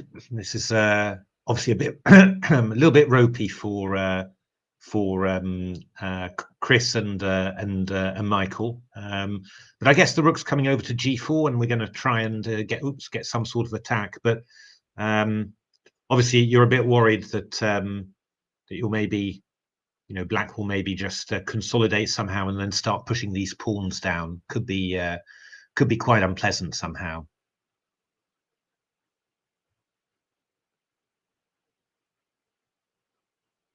Hold on d5. You mean here? Which game are we talking about there? Yeah, I guess this one here. You mean maybe? Yeah, it's just very nice for black. It's a really nice position, but okay, anything can happen. Let's have a look. Whoa! Look at Malcolm and Chase go. G5, G4. Very nice. Yeah, why not? Not bad. I mean, I said Yuri's an aggressive player, likes playing aggressively like that. So, yeah, give him a taste of his own medicine there. That's no, excellent, lovely, entertaining play. I'm actually not even sure. You might want to take with a bishop even. That's quite irritating pin. Knight g4 also interesting as well. So, no, good. I mean, it's good. You're not just letting yourself get piled onto on the queen side. You're doing something. You're trying to do something yourself. The only, yeah, you've got to watch out here because I mean there are stuff like knight b6 coming in, and if you took it all off, you'd take on there. But I think probably it would be good to have a timeout at this stage and say, okay, and we play king b8 here. We don't open the queen side anymore. I think that would be a good use of a timeout there. Scandi madness indeed. Oh, what's happened there? So, how quickly is this going? Both sets of players are playing very quickly there. Knight e5, c5 happened. Knight f7. Wow, that was pretty impressive. Takes and queen c2. That would have been mate somehow. So, okay. And now we've got bishop h6. So in principle, white's doing well here with 3 pawns and a rook for 2 pieces, and the pieces are 2 knights. So that's, in general, that's pretty good for white. Yeah, but okay. Well, we'll see how that goes. But they're playing quickly as well, both. Yeah, so yeah, definitely looks like Supratit and Luke in the ascendancy there. Let's have a look. What's happening here? Oh, we've dropped a pawn here. My goodness me. How did that happen, actually? Simply bishop f7. Oh, queen e1 just blundered a pawn. Oh. Yeah, this is quite desperate now for the white players. Yeah, quite desperate there. So looks like Raiko and Nordibek are going to be doing some good business there. This game just going to be a tough one. It's basically balanced. That pawn is not a real weakness. So we'll see what who's gonna do better in this quiet position, the experienced players or the very young players. A takes b5 played. I can understand it, although I did like the that move a lot. But now the knight moving away from e2, very typical. It's probably going to come out to f4 somewhere. Maybe look for g4, g5 soon as well. But okay, just a very balanced position. I mean, maybe bishop b6 is quite decent. Got to watch out for f4 as well coming in, but probably you wouldn't want to do it immediately. But maybe bishop b6. Okay, rook a8. Well, I'm not so happy with that one, I have to say. I think, but might work. Just this one is a bit undefended now. This one, and yeah, I had thoughts of maybe pushing the pawn on like that. Not sure. f5 played. Okay, that's quite a. That's a pretty rigorous approach. But I mean, basically, you're just trying to avoid any possibility of white building up on the king side here, and you're just trying to get your activity yourself. Not quite sure what the idea is. I mean, it could be that you want to take like this. I wouldn't have. Oh, sorry, no, sorry, that's not even the question. Sorry, the bishop's hidden away on d1 there. I was thinking it was on f1 somehow. Okay, so e takes f6. What are you going to do then? Oh, he's played rook e1. Oh, I think you had to take on f6 there. Now you've blocked everything now, so I think, yeah, I mean, white's in real trouble there, I'm afraid. So b4, rook g8. Well, this is all teeing up quite nicely, I have to say. I mean, white's got his build up, but it's going to take a while to arrive, and we're definitely, yeah. I don't know. I have no idea who's better here. It's I mean, black's going to start coming with the old bishop d6, bishop h2 thingies, double up. I mean, very dangerous. All right, so yeah, exchanging off that remaining bishop has also been quite good. Now you've got to try and coordinate, and this is going to be the critical phase of the game, I think, where you're trying basically to coordinate, you know, your pieces against the king. You've got a bit of counterplay, a bit of room for that. So that's what you're going to need. And of course, if you're an engine, then it's trivial to put away these positions. For a human player, absolutely not. So going to be very interesting there. I mean, rook e5, knight f4, all of a sudden there's some threats, right? I mean, you're threatening g2, also threatening knight h3. So not so easy. I'm wondering about that move, queen d2, actually, whether that was maybe slightly imprecise. I'm not sure. But okay. It's a wild position, and for this sort of chess, it's just anyone's game. Really interesting stuff. We've given up the exchange there. Yeah, this is just a massive diagonal, right? So very scary for white here. So Raiko and Nordibek well on top there. Let's have a look. Okay, we've covered this threat here somehow. So yeah, I quite like black here, really. I think maybe a little bit.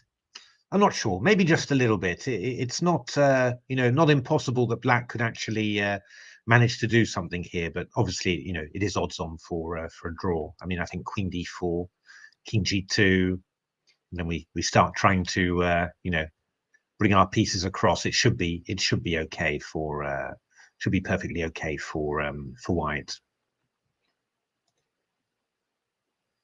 Yeah, this is an interesting game. Very going to be a very tense game here. I mean, this one's weak, but somehow black's sort of convinced white not to advance his kingside pawn structure yet. So this knight on e5 it feels a little bit vulnerable and a little bit insecure there. I mean, f4 could happen at any moment. But it probably won't because of the weakness of the e3 pawn and the fact that white's pieces are all graduating over to the queen side. So, but yeah, this is still a somewhat tricky weakness for black to defend. So, yeah, very tense game, I think. And obviously both sides have drawn their first game. Really need a win, I think, to keep in the hunt for first place. I think 1.5 keeps you in the hunt. Yeah, 1 will be too far away, I think. So this is just looking very, very good for black here. Here just tying down that knight to f3. Problem is white's going to be a bit paralyzed here. It's going to be hard to find something to do. Maybe you should look for rook f1, knight e1 and try and exchange off those bishops. You don't really want to do that, but you've got to try and release the pressure a little bit on your position. Now this is the super fun game, rook a2. Knight c5. Be very careful about what's happening here because this could go horribly wrong.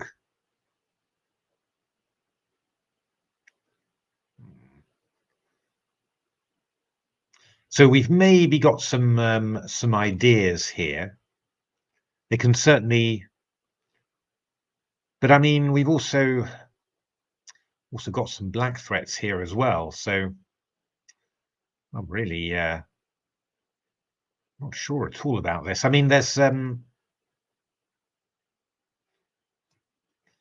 of bishop h2 is interesting. I mean, I guess you probably come to f1. This leaves this one very sensitive, which I wouldn't have thought could possibly be a good idea.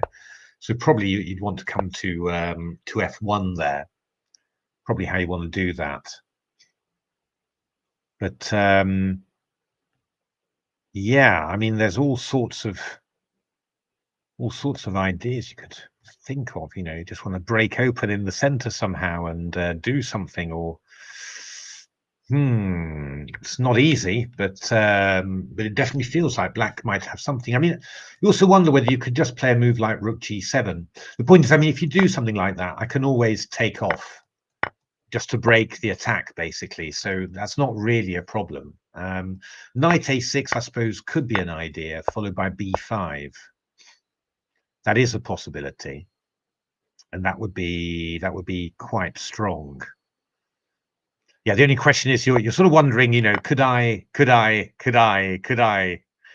something?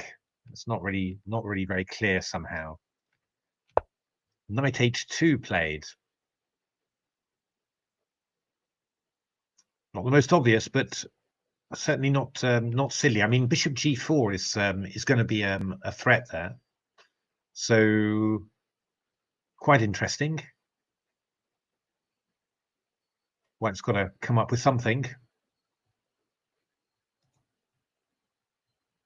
Okay, so yeah, they've been sort of playing around with the rooks, queen g5. Yeah, there's menace in this position for white. It's not particularly concrete, but there could be, there's worry somehow. I mean, I guess we're looking for rook h4 and knight f4 now. It's going to be the next thing. That was quite a nice move, I think, just to activate the queen. It was a little bit behind the scene on g7, and now it's defending the 5th rank here. So Yeah, White's really got to watch out here. Tactics could hit you from anywhere. In the long run, it's definitely good for White. I mean, with those 3 pawns and just 2 knights, so especially when you've got the potential to create passed pawns, you've got majority on both sides. So a knight won't be able to cope with both simply. But yeah, rough. My goodness. Starting to get short of time now. Bishop e4. Well, that's not too bad. I mean, White players have done a good job of sort of not losing immediately, I think. But actually, I suppose there's even the possibility that another pawn could go somehow. So I think Kai and Pavel, they're really in a lot of trouble. Oh, this one, the queens have got exchanged. Yeah, I think a draw here, odds on. I think both sides have played very, very solidly.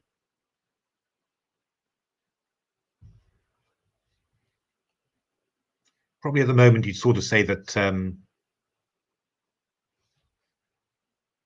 well, no, yeah, I don't know. I mean, maybe you can just play knight e4 here, right? You're threatening knight takes c3, so maybe I'd have to take like this. It's not very much for either side somehow. How about this one? This was a tense one.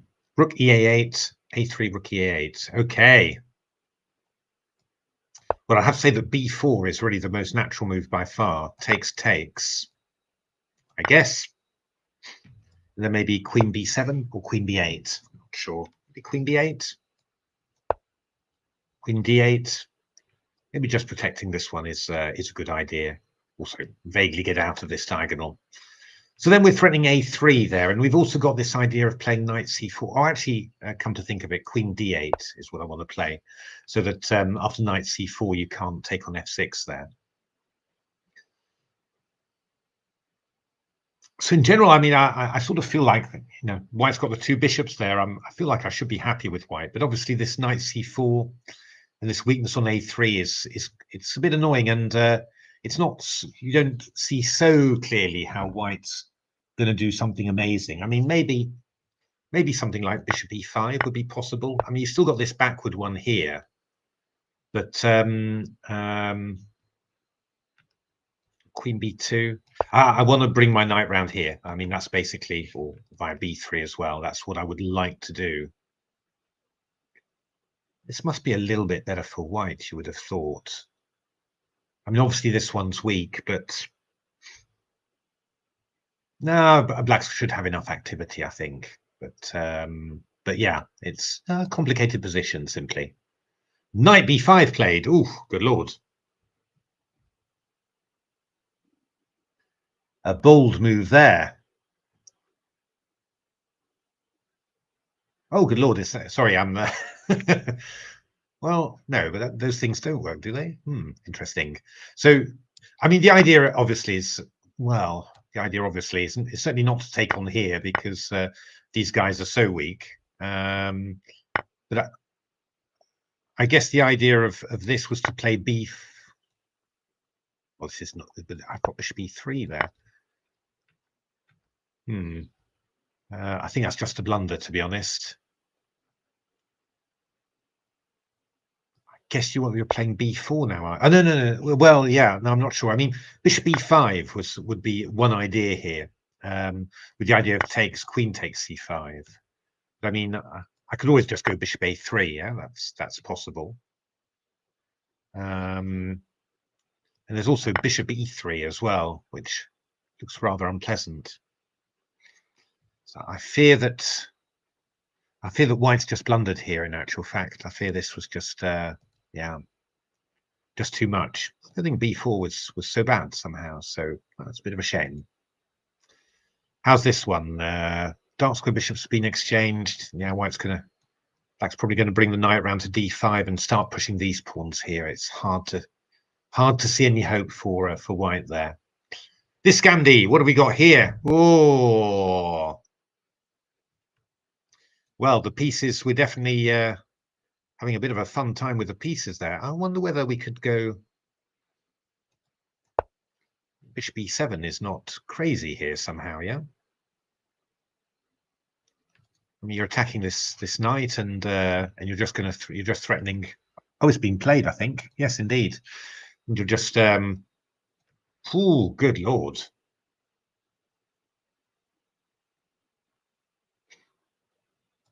Could see a draw by repetition.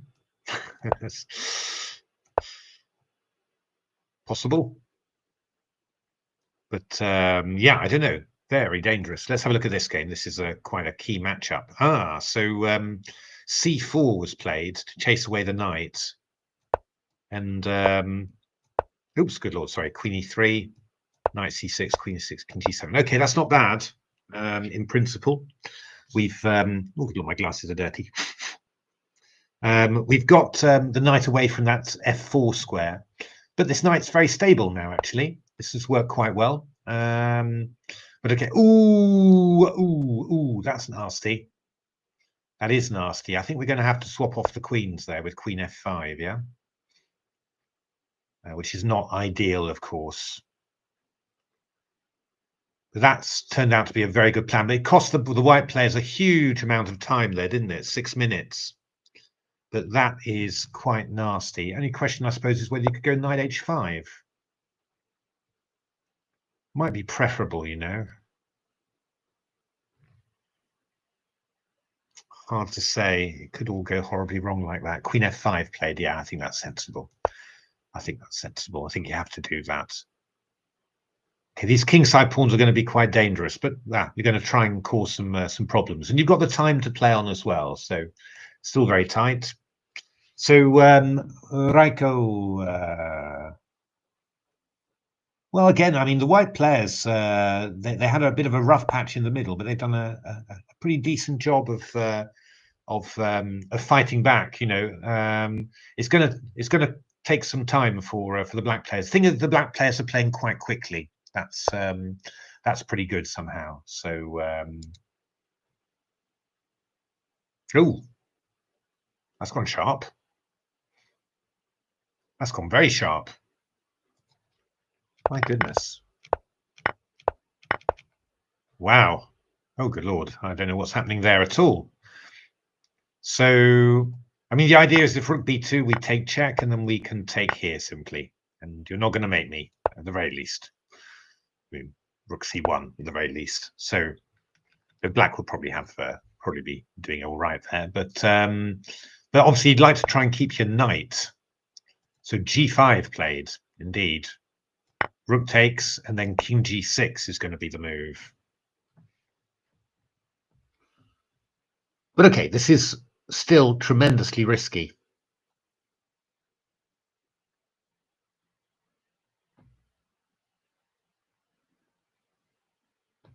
I mean, you've got various ideas here, but two. I mean, I could go rook g7 check. If you go king f5, I could go rook g5 and pick up the pawn. I mean, I can also just pick up the b pawn as well.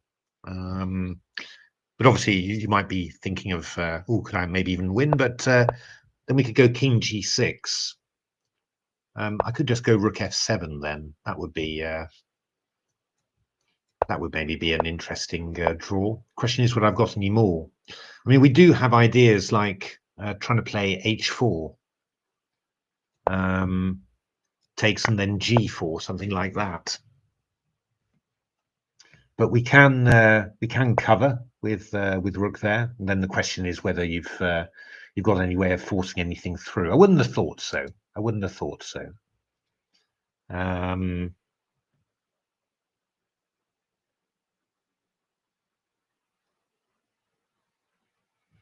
But obviously, it's a little bit, could be a little bit worrying as well. But we got this counterplay against f2, so yeah, I still think a draw is odds on there, unless I'm missing something very, very sneaky. That is possible, of course, that there is something unbelievably sneaky in this position. But I don't think so. I don't think so. We'll see. Time will tell. So, what on earth happened here? So A4 was played. Wow. Queen b6, bishop e5. Wow, this was tactics all the way.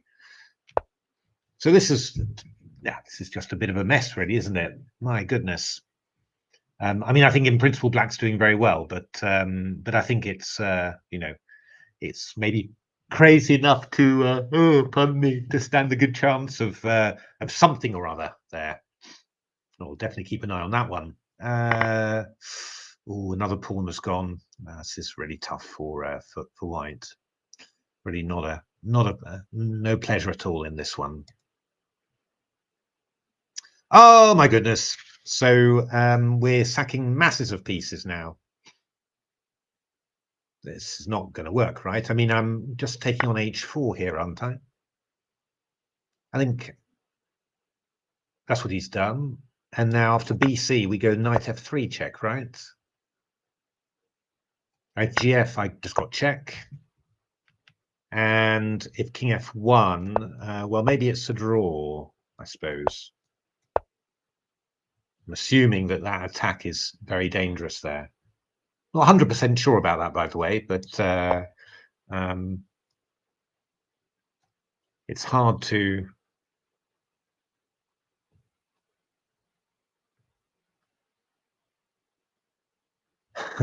it's incredibly hard to be sure about anything there, but I mean, that would be at least a draw, right? And do we have anything winning there? I mean, the point is, I mean, I'm going rook check. Got to watch out a little bit. I mean, king there, bishop b7, and king there. There could be a d5 check or a rook b7 check. So, oh, I think we're going to get the draw by repetition there. Wouldn't that be amazing? Wow! Look at that.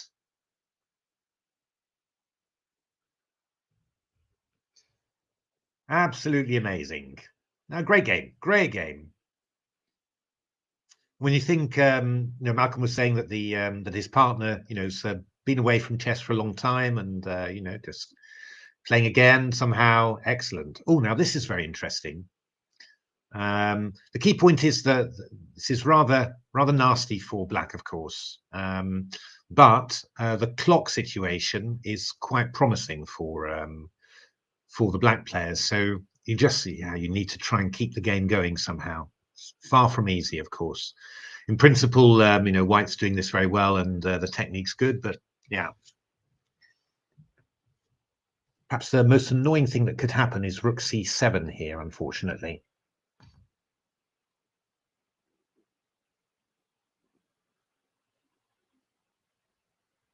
I mean, we could go knight b4 here, right? And if rook e7, I go king f8 here. And if rook e3, I go this knight to d5. And knight b4 is played, sneaky.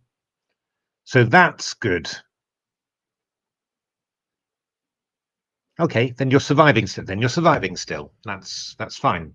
That's all you need to do. You just need to keep on surviving this position. And yeah, time, and it's 20 plus 10 increment, I think. But I can tell you that playing with increment when you're playing in pairs is horrific. Oh, thank you, Zen Chess TV. Glad you're enjoying it. It's great tournament. This I'm having a whale of a time. So let's have a look. Oh, Kai and Pavel are going for it. Unfortunately, rook to e1 is going to be very dangerous here. Threatening mates, and after g4 we go rook check and then rook e2 again. So it looks like Raiko and Nordibek are going to pick up their first win. Daniel and Badana.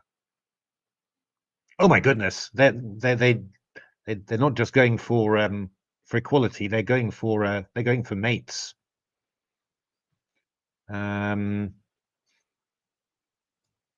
So this has got really sharp. But rook there, maybe you're going to hold it like that. I don't know, really.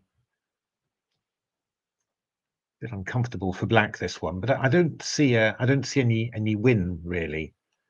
So I think you find it hard to... If you could put your bishop onto this diagonal, you could reroute very effectively. But it's not easy to see how you might do that. And, you could go... You keep on getting tempted by stuff like this somehow, but it's not winning in any way.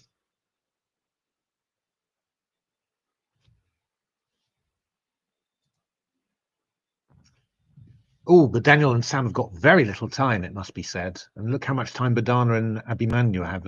That's probably what's sort of triggering them to really start trying to look for the wins, I think, because yeah, with that sort of time difference, it is a bit scary for Black. Interesting. There we are. We've got a first win there for Raiko and Nordibek. Very strong pair, those two. So hard luck, Kai and Pavel. They remain on 1 out of 2. So what have we got here? Well, after all that craziness, we've got Jeremy Hodgson and Nicolas. So again, a pawn down with rooks and bishops on the board. That's yeah, kind of the way that they do that. Not an easy conversion, but well, you got the potential's really nice, and these pawns are kind of weak. I would expect, I would expect this to be. This probably is objectively winning for Black, I think. But obviously, it's quite hard to convert.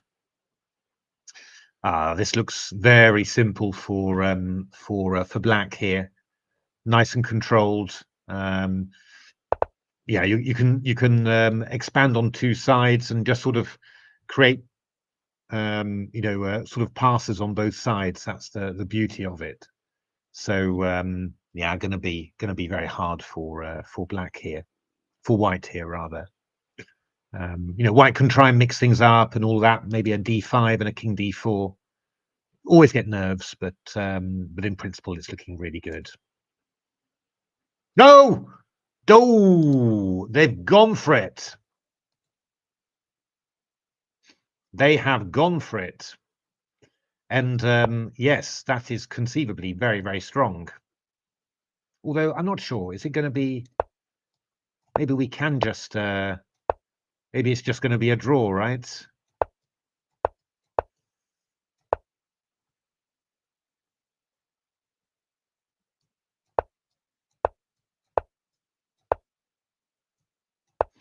I think so. But that's really making a draw from a position of strength there. Very nice. Very nice. Now let's have a look. Oh, 59 seconds. Oh, but it's getting really difficult now. It's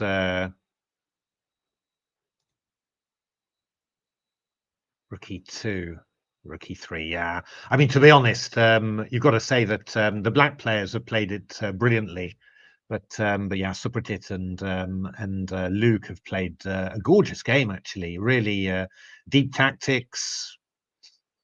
What can you say? I mean, sometimes you just got to say, yeah, this was just too much somehow.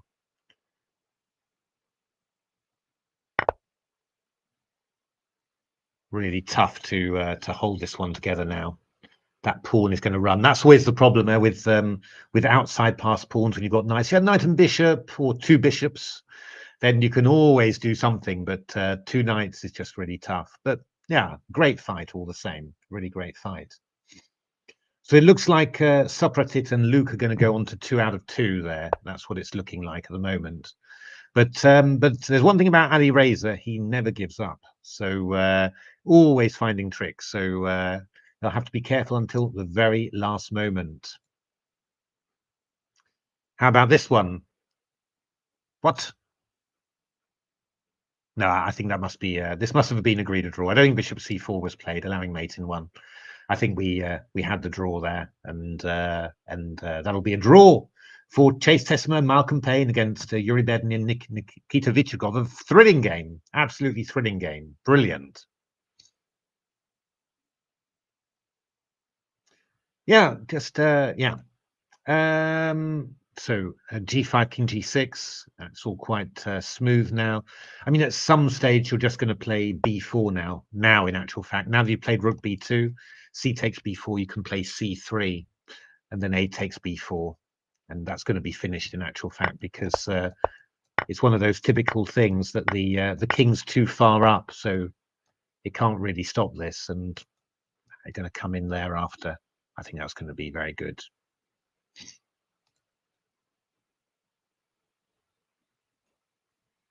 Or you could, yeah, you could also just do this. This might be even, this will also be very strong as well.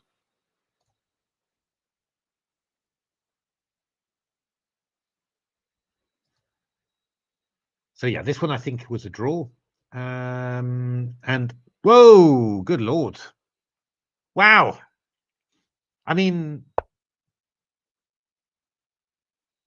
I think miracles have been miracles have been performed here. It's not going to work in the end, but I mean, miracles are performed, and you know,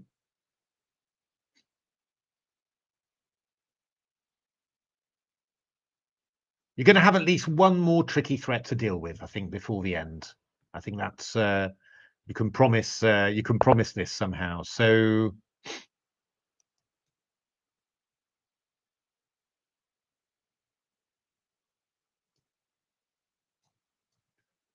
I think you come back to e6, maybe, no, e3.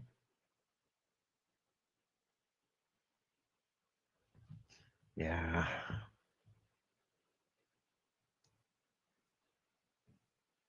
About 97, maybe.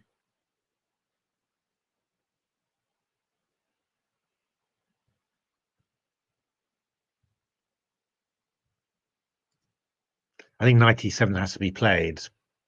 I mean, maybe you're just going to hope for one last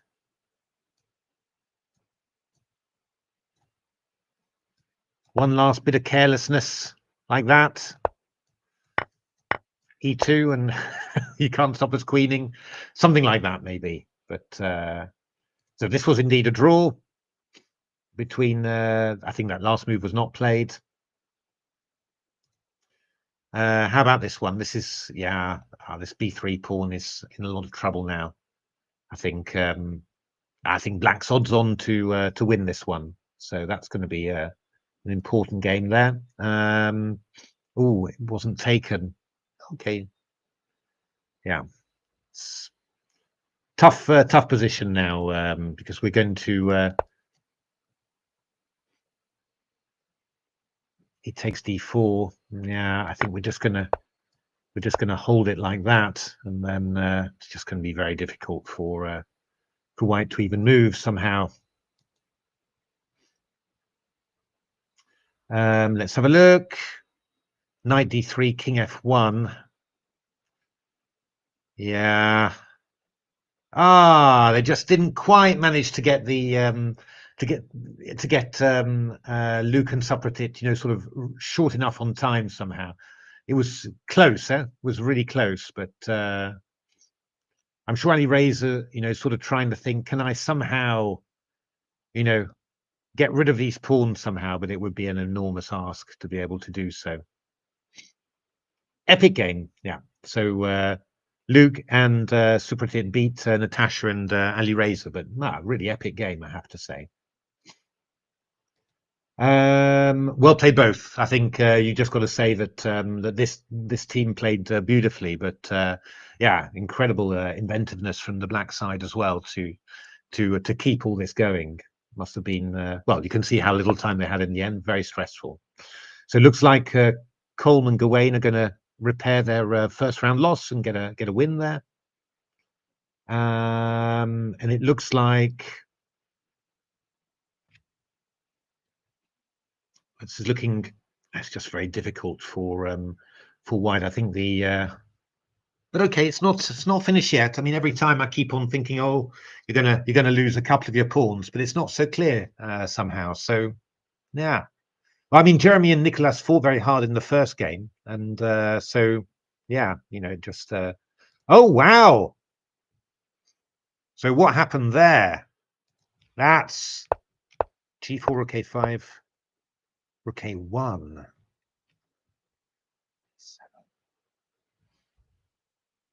Was that really? I was kind of expecting rook b6 to cover everything, but just yeah, it was too late. King h6, rook h7. Look at that. Well, well, well. I mean, that's quite amazing, right? That you've got the youngest team in the a 10-year-old, and I think Nishra is 16 or 15, even maybe even younger actually. But let me just have a quick check. Actually, I should have.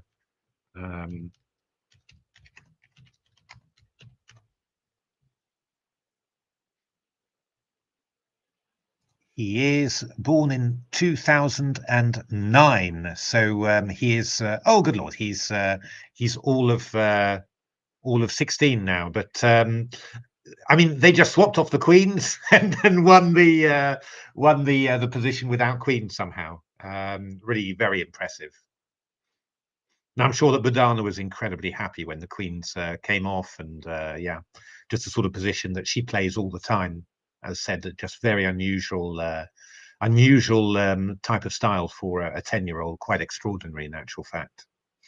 I mean, in all fairness, when people got some comments recently about, oh, where are the good English players? Young players nowadays. Well, I mean, look at this, right? You've got Badana, 10 playing a game like this, and you've got Supratit and Luke playing absolutely beautifully. And I mean, you see how they're playing in the Open, and then you've got it's not those are the most I guess the most known juniors, but you've got people like Stanley Badaccioni, you've got Kai as well, who's playing here, and a whole series of names, that are just really really strong. So I think I think English chess has never been as well placed as it is now with the young generation. So it just does you a lot of pleasure, really, seeing that somehow.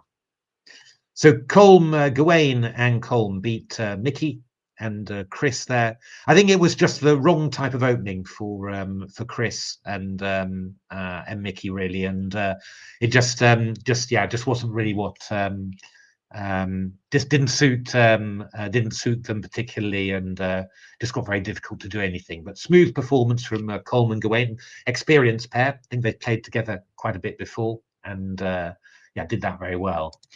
Now, this is getting quite thrilling. The clock's running down somehow. And what's happening here? Well, I've said that it's very difficult to convert games in pair chess. And well, I think you're seeing an example here because this has gone bananas. So this is a very clever move. Bishop c6, we go e2 there. So you can't do that. So now you've got to find a move, and is he? I don't know. Yeah, I guess rook e7 would be the most obvious. Just keep an eye on that pawn. And that was played, I think. Well, bishop d3 was played, f5, and then rook e7. Yeah, obviously, if you take this one, then here. So what is happening here? Lord knows. Bishop g2 played to cover. So I guess we are going to, if king e3, oh, we can go rook e3, right? We can go rook e3. Or we can go bishop f5 here even. Rook h7, oh, that's risky. E2, rook h6, oh my goodness, what's happening here? Maybe it's just all going to end up as a draw. I think so. I think now, probably now is the moment to play rook a7 and offer a draw, I think, and just say we've had enough excitement here to last us a decade. Oh my goodness! Wow, that was incredible. God, these Jeremy and Nicholas are defending like lunatics. They really are. I mean, to be honest, I think they were maybe even winning against Daniel and Sam when they took the draw in the first round. Because that rook on g4 from Sam and Daniel it ended up getting really trapped on g4. But I guess that this is going to be a draw now. It is, and so there we are. So let's have a look what the scores on the doors are there. So we've got it hasn't quite been updated yet. We've got Supratit and Luke on 2. Let me just give a little refresh there. Yeah, no. We've got Supratit and Luke on 2. We've got Badana, Raiko, Justin. No, sorry. We've got Supratit on and Luke on 2, and then we've got Badana and Mish and Abimayu and Raiko and Nordibek on 1.5. And I think that that's the lot. Amazingly enough, I think that's correct somehow. And then a whole group on 1 somehow. Now,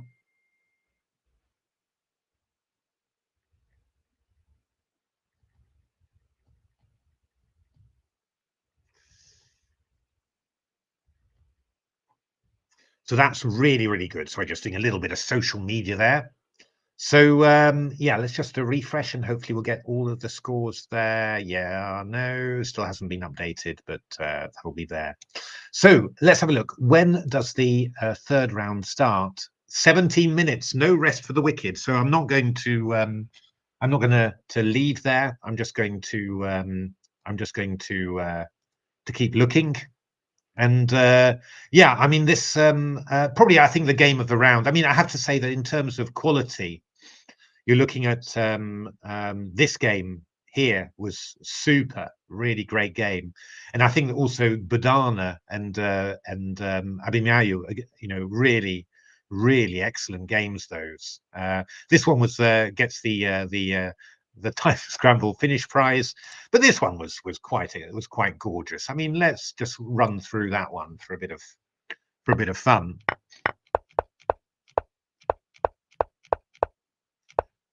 Bishop d2. So it looks like white's controlling it, and then it just goes bananas really with h6, a6. That's a good move. G5 and g4, and yeah, it's not so easy for white to get things going somehow. And this was a strange move, this rook a2. Wonder why he played rook a2 actually. Wonder whether just yeah, there must have been a subtle reason for it, but yeah, I don't quite understand it. Maybe he wanted to be defending laterally at some stage. I don't know. It's a bit of a strange move, but this was a really nice idea. This one, you know, to put the knight on h2 and then play bishop g4, and then this was a lovely little switchback, and then you know the sacrifice happens here.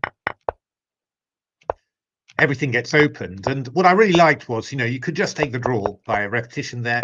But actually, the black players went on just a little bit more and forced white to find this this draw here. So really, really nice. Really, really good fun there. So absolutely brilliant. So I'm just keeping an eye on just to make sure that it really is starting in another 15 minutes. That's really good. Just intrigued, actually. Let's have a look, shall we? What did the engine say? Oh, the engine thought that black was better there. In fact, that's and after b5, he wants the repetition too. What did he? Oh, just king a7. That's what the engine wanted. That's clever, isn't it? Rook b1, rook b8, and then afterwards the queen's coming into h2. Wow. So wow, Chase and Malcolm came so close, but still brilliant all the same. Wonderful game, wonderful game. I'm a little bit intrigued actually as to in this position, what did the engines think?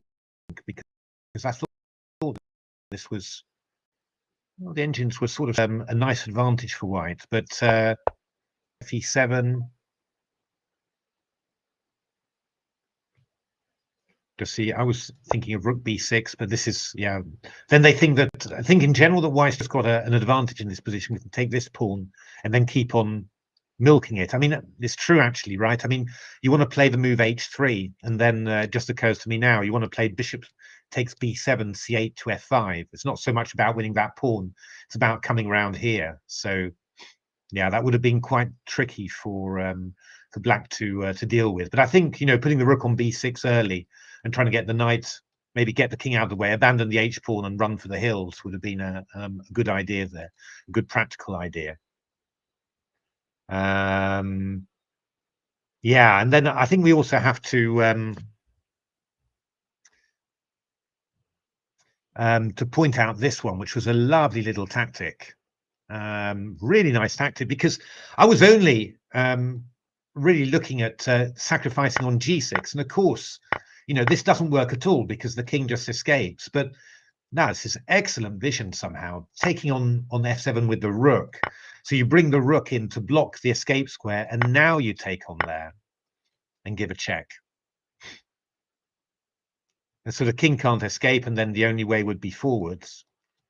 And yeah, and that obviously leads to mate. I mean, you could go knight e4 there, but I would imagine that this is going to be incredibly painful. You can't get out of that in time. There'll be some sort of discovered attack that'll win.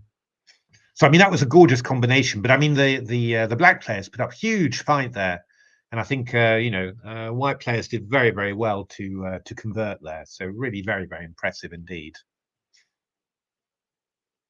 So that's really good stuff there. So okay, I think what I'm going to do is we're starting in another 10 minutes or so. So I think what I'm going to do, I'm going to King A7 indeed. That's right. 1700. My goodness, that's excellent.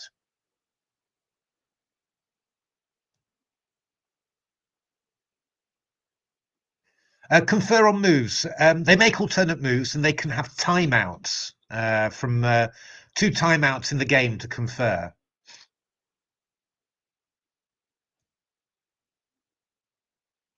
So 9 and 1700. Yeah, no, it's really good. King A7 is really cool. Yeah, indeed. So I'm just going to put it on pause. I'm just going to have a little break. I'm going to get myself a cup of coffee and everything, and then see you in just a little bit. About 5 minutes, I think. 5-6 minutes.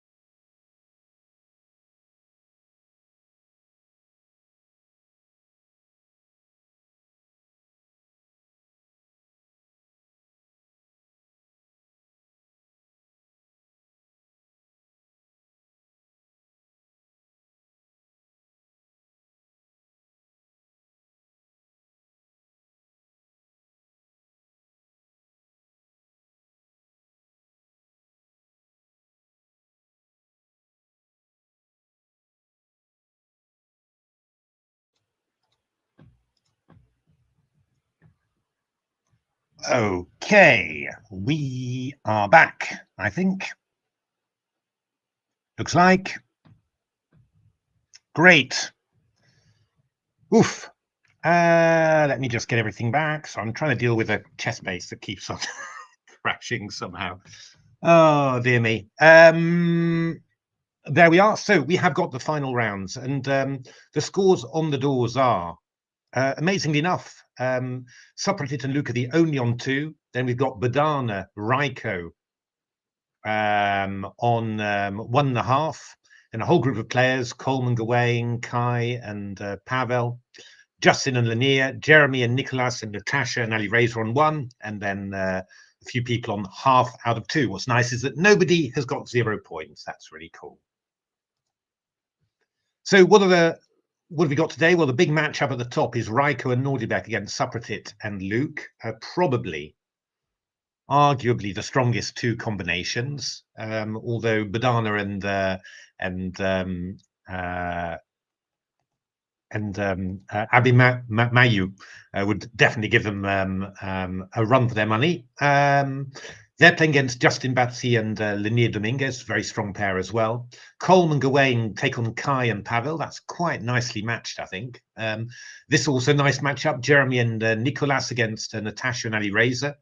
Jeremy and Nicholas have been incredibly resilient. Then we've got Daniel and Sam against Yuri and Nikita. That's going to be a very big contrast of styles. Daniel and Sam very solid. Yuri and Nikita quite aggressive. And finally, Chase and Malcolm against Chris and Mickey. So that is going to be very exciting. I think E1, E4, E5 being played on the board. That's maybe ceremonial, I'm thinking, or a bit of testing, because nobody else has started. So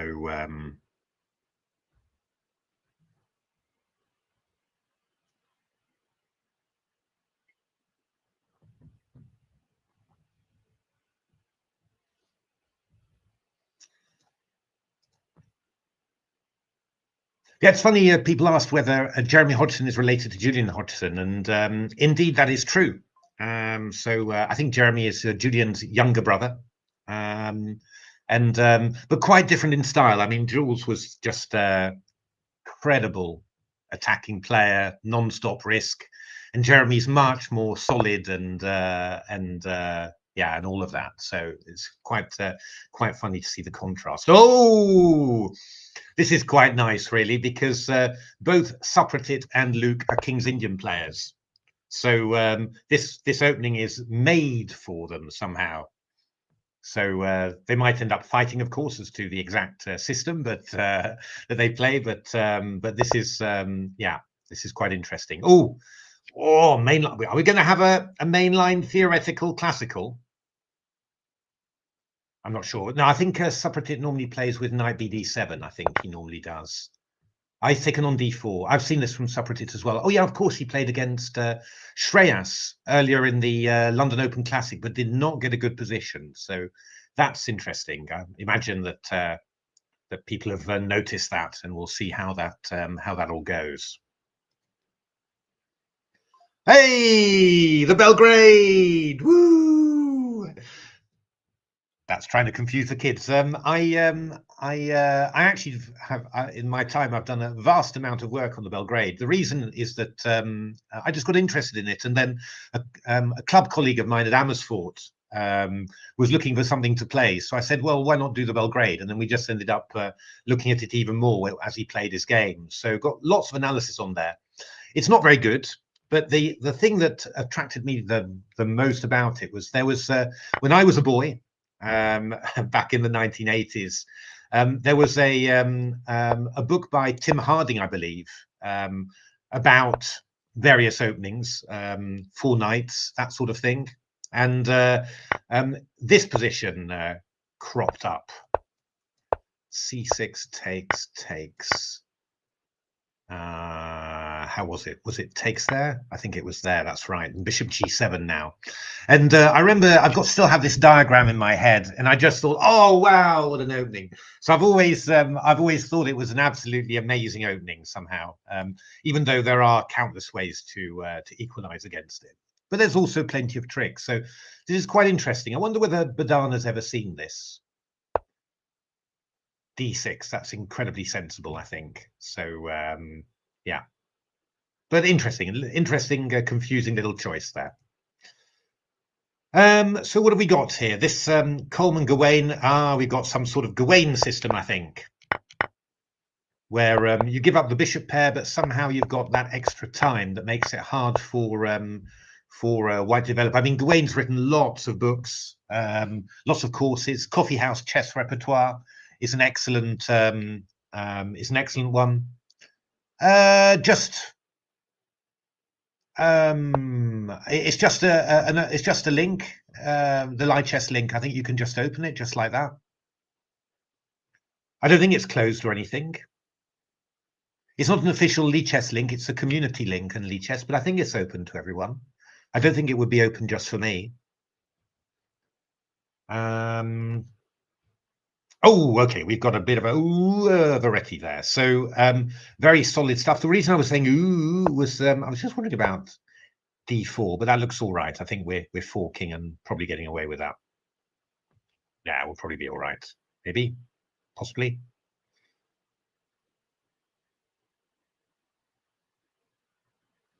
Probably.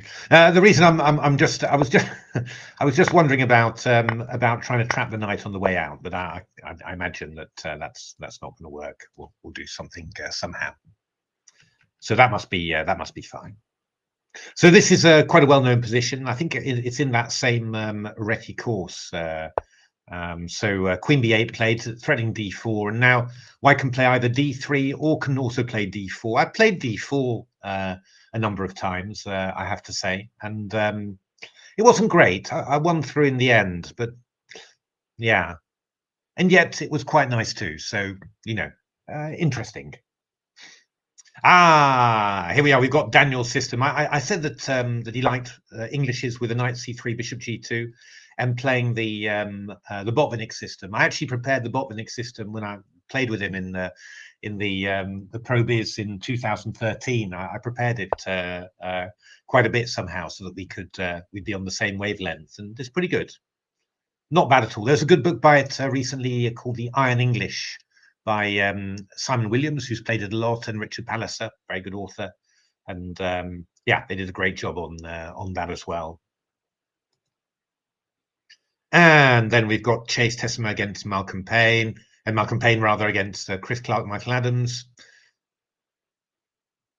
Yeah, this F4 Sicilian hasn't worked out too well, I think. This bishop again, I think maybe it would be just a good idea just to exchange off the bishop, bring the knight into e5. That might be quite a nice idea. Otherwise, I'm a bit afraid that this bishop will get into trouble again somehow. Chase and Malcolm got it trapped in the first round. Ooh, 22 people on the stream. Lovely, thank you very much. So yeah, all very exciting. Let's go back to the top. Oh, okay. So what have we got here? That's a bit risky, isn't it? Isn't Queen B6 check rather strong here?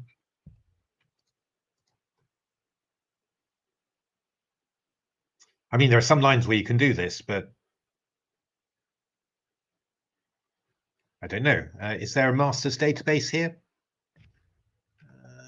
Bishop F4. No, there's lots of games. There's several games here. So when knight H5 was played, Queen B6 was played in one, King H1, then knight H5 they're playing. They're not taking on B2. I suppose knight A4 actually wins the queen. Yeah, that's why. Sorry, I'm really slow on that. I should have seen that like years ago, but it's just a weird one somehow. It feels like, well, it kind of feels like you've missed it when you play a move like bishop F4. But okay, moves like knight H5 are looking quite decent. D5 has been played as well, interestingly enough. That just opens up the position a little bit more. But okay, interesting. It's kind of known this, so we'll see how that turns out. So, well, I think that Budana and Abhimanyu will be reasonably happy with that. You've been surprised, and you've got out of it with no loss on the clock, and a perfectly decent solid position, the sort that they like to play. So yeah, it's gonna go well. Bishop d7, sneaky little move. Just you're trying to avoid playing a6, basically, and you're trying to play slightly more useful moves. And you're going to be looking maybe for a bishop g5, or maybe a bishop f6, and just leave that knight on there for a little while. So Gawain and Colm are playing very, very fast. Kai and Pavel are a little bit behind on time there. So I guess rook e8 is the obvious thing. And I suppose White plays a move like c3 maybe. It maybe starts thinking about going h4, queen d2, bishop h6, lining up. It's a very, very simple system somehow. Yeah, that's I was just about to say that. That's why it's probably a good idea to try and mix things up a little bit. But okay, you're threatening the pawn on b2. Whoops, knight on d4. But it does mean that this one is essentially gone somehow. So you could try. I'm wondering whether c3 would be so silly here. Queen b2, and then maybe queen f3 or queen d3. One of those two. I suppose you could try and do something like this. Maybe you should. I'm just wondering whether I could also go bishop e7, of course. Bishop f8, something like that. c3 was played, and bishop d4 has been played. Wow. That's an interesting move. So after c takes d4, are you going to play something like f6, maybe? Is that your idea? And then rook f7? Maybe that's the idea. I guess that's the idea. Yeah, not crazy. Not crazy somehow. Very unexpected move to take like that with your precious dark squared bishop, but you're just aiming for a holding structure, and then you're going to claim that you can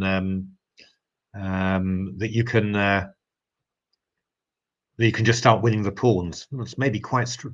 Could even be very strong, this, actually. Whoa, it's all gone bananas. Oh, but it's not gone bananas in a good way for black, I think. Well, you've got to be careful. If you take there, I'll just simply take, I guess, and queen b7, rook f6, and check and mate. So that's pretty good.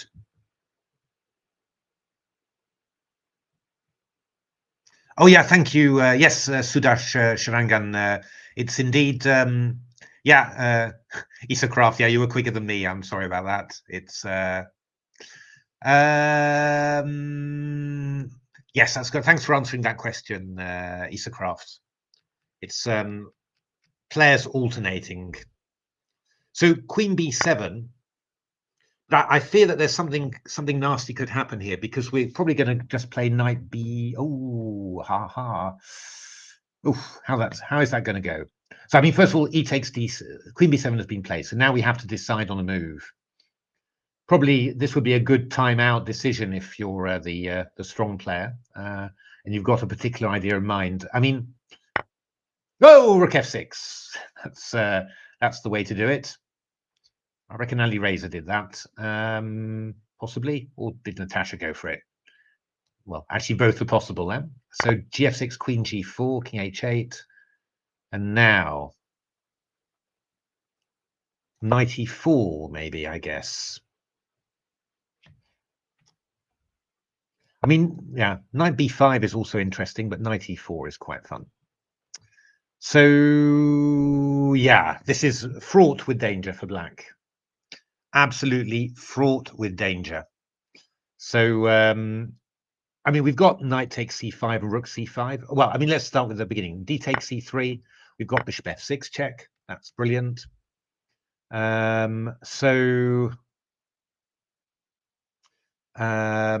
What else have we got? Obviously, we've got a move like knight f6 followed by queen f5, which is just, fairly dangerous too. We've also got b4 just to chase away, and then we take on here. We've also got knight takes c5, rook takes. I mean, this is very scary. Very, very scary.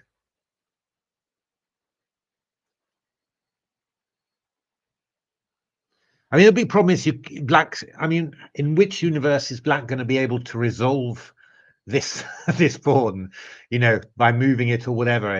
I'm not sure that universe exists. So it just means then that this is unbelievably difficult for black. But okay, we should probably try with something like queen d5. That looks like quite a good move. You're maybe threatening to play f5, for example. So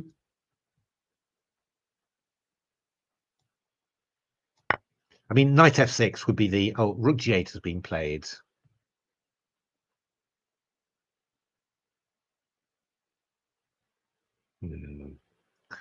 Well, we've got some ideas here. Queen f5, queen f4. I mean, queen f5 looks quite... Because I mean, yeah. I mean, queen d5, queen f6, rook g7. You're not worried about anything because you can't take on e4 because of here. So I'd probably just play a move like b4 and just chase you away and then take this one. So yeah, I mean, queen f4 would probably be okay as well, but queen f5 feels a bit more natural somehow. God, so difficult for black. Queen e7, for example. I mean, I can just... okay, that's maybe interesting. Then we could do it like that. I mean, this is the sort of thing you need, right? You need queen h4 played. That's also pretty good. Looking for knight f6 and keeping that attack along here. Also very good. A little bit less natural to me, but also pretty strong. I suppose what I like less about putting the queen on here is that on f5, the queen was also protecting my king somehow. And here it's somewhat out of the way, but we'll see.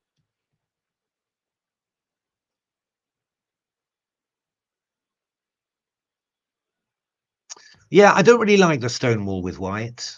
I have to say, stonewall with black, I think, is a good structure. The stonewall with white, I think, is too passive. I think Botvinnik English is better. Also, more interesting structures, I think.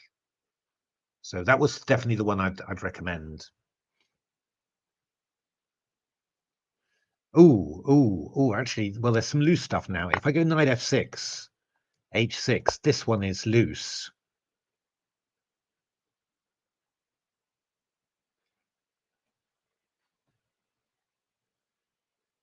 Oh.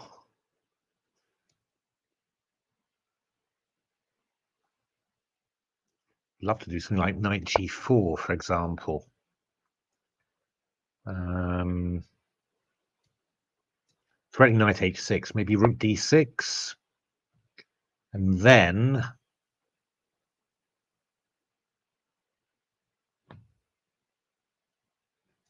b4, maybe.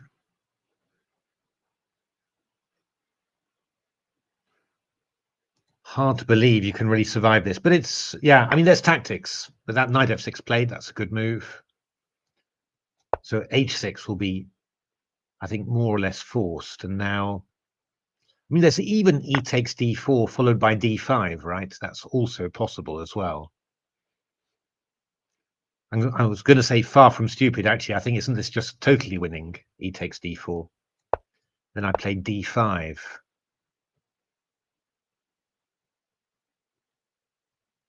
The king's horribly caught, and this rook's terribly placed on there.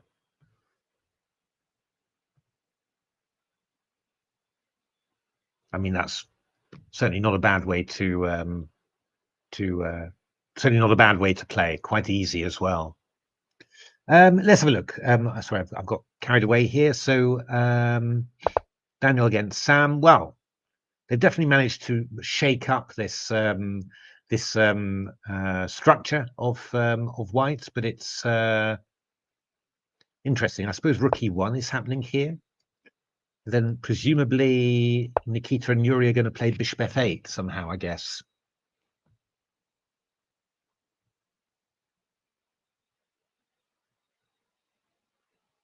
But if that really is necessary, then that looks very very difficult indeed.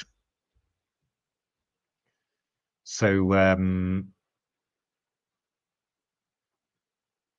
yeah, this looks like a difficult position. I mean, I'd sort of be thinking about this sort of thing somehow, just to then bishop c3, hold everything. Should be quite pleasant for white, this, I think. g4, g5 as well. h4, h5 I prefer, maybe. Should be pretty good. Oh, this has worked out quite well for white. So that light squared bishop has indeed given double pawns, and yeah, solid. Look at that. That's really solid. Brilliant. So so Chase and Malcolm really are looking very good here. Okay, so a little bit of going for a bit of counterplay. Obviously, d takes c4. There's d3 check. So you've got to play b takes c4, and then going to try and yeah, just try and wreck a little bit, basically. But yeah, I don't know. I mean, you could easily think of playing something like rook e1, queen a2, g4, maybe. Just start hitting on the king side there. Let's have a look. Sorry, the top game. I've abandoned this one a little bit. So bishop f4, knight h5 played. So we're still following theory. Bishop e5. Socrates likes this plan. Likes putting the knight on f4 like that. King h1, knight c5, rook d1, queen b6, and now b4. Wowzykins. So there we are. That's a move. So is this maybe... So let's have a look. Bishop c3 is one idea. Takes, knight e2, and then...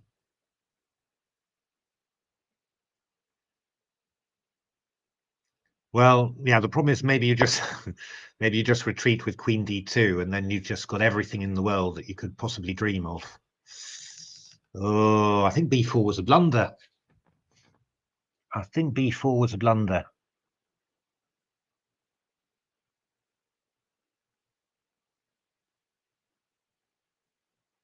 Oh my goodness. Well, that could be yeah, thinking a long time there. That could be very difficult for black. So, Badana and Abhimanyu are getting ready to do another grind. And I wouldn't put it past them. They've got quite a nice position here somehow. Really nice position. What does the engine say? Oh, he just says 0-0. I rather like them. I rather like it for black. So we will see. I think white's a bit under pressure here.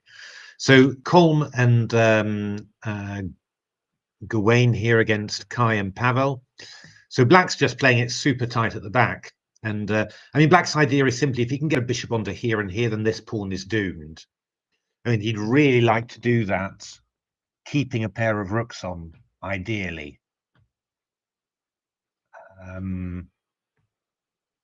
Might not be possible, but that's what he would really like. Oh, e takes d4 played bishop f8. Well, I think d5 is going to be very strong here played. Because after bishop g7, I can surely play knight h5 there, can't I? Takes, check, rook g8, and then rook c7, for example. Which is just going to be... I mean, there might be something else, right? I mean, I could also just play queen d6 in this position. So I'm threatening queen h6 check. Oh no, bishop c1. Sorry. Trying to be too clever there. Okay, rook c7, queen c7, but rook c7 is the best, I think. And so that's looking like close to a win, to be honest, and big time advantage as well. So yeah, Natasha and Ali Reza combining nicely. Yeah, so I think knight h5 is just winning here. I mean, you could no. Sorry. I mean, the point is, if knight h5 played, my goodness. Oh, there we are. So because if takes, we just take there and then we take there. So looking very good for white at the moment. So yeah, still the black player's still suffering on this one. It's just a piece, really. I think there's nothing to be done. I think you just got to give it and then get on with your life, I think. But yeah, that's easier said than done, of course.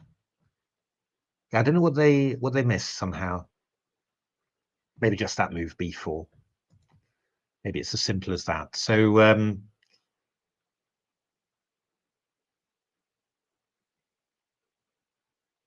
yeah, I mean, already some weird tactics in there. I mean, bishop c2 occurs to you somehow, yeah, with here rook e1 and here knight d3, and you're gonna win the exchange back. I mean, it's not good, I guess, but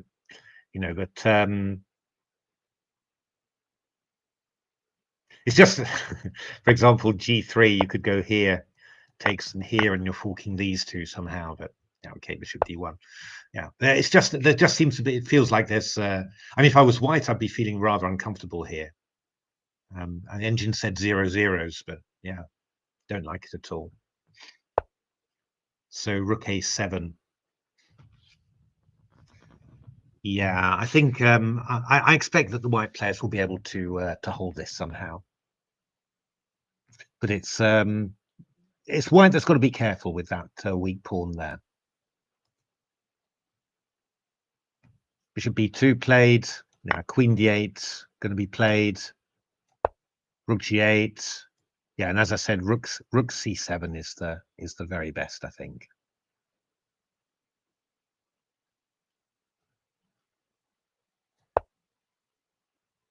That'll be a very strong move.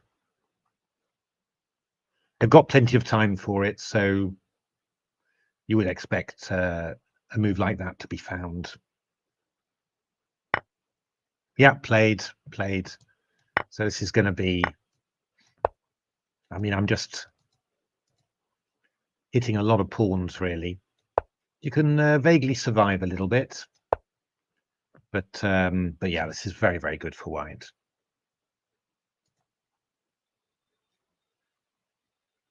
I've said before, never easy converting, yeah, but yeah, which should be good. And best, I think, is to play safe with a4 there, and just then bring the king in and just play gradually. Oh, Yuri and Nikita are giving it their all, and actually this pawn's looking a little bit weak. I think we need to. Not sure about this move f4. It's an interesting idea. Oh. Was that the idea? Were you aiming to play f5 here? Wow.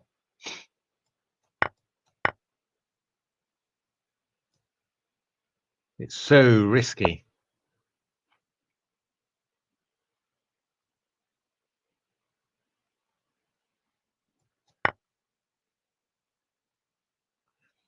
Yeah, the only I'm just randomly seeing a line, and here and here, but yeah, I just can't believe that's a hell of a move to play f4, because that g4 square is suddenly very, very tempting.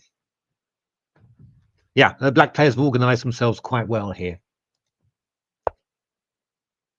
Oh, let's have a look. It's all been done. Oh, queen c7. Starting to get interested now with g5 somehow.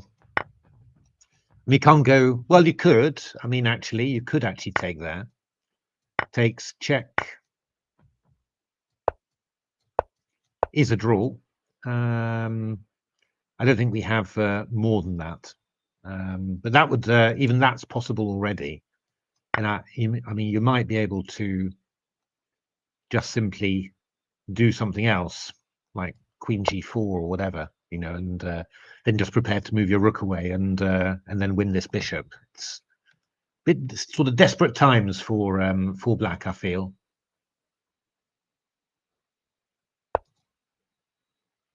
So okay, sacrifice the piece there. Down to 2 minutes. But I think they found a good way of doing this somehow. This is not going to be trivial. But the time situation may turn out to be rather crucial. I mean, I expect something like 92, and we're just going to just get this F pawn rolling. I would have thought that would be the best somehow. Bordana. Oh, we've got a dual threat there. Do we have a dual threat? It's not so clear. Bishop G2 is definitely a threat. I suppose you could go F3 because Bishop D5. You just take. Oh, then you take there. Ah. Oh, sorry. I'm not very fast today. F3. Oh, good lord. Hey, Gustavo. Colle Zukertort is definitely good. That's nice. I like those structures. And there are plenty of ways for black to play well against it, but it is a good structure to learn and to play. So Colle Zukertort, I think, is very good. So yeah, no, this just looks very good. It really is a double threat, this.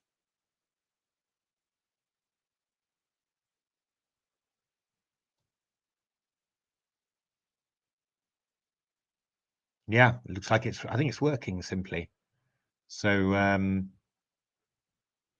yeah, the kids. I mean, maybe you could go rook e1. That's possible to play takes and here. That would work. Rook e1 would actually defend, I think, but and you're also covering this one. But oh dear me, what a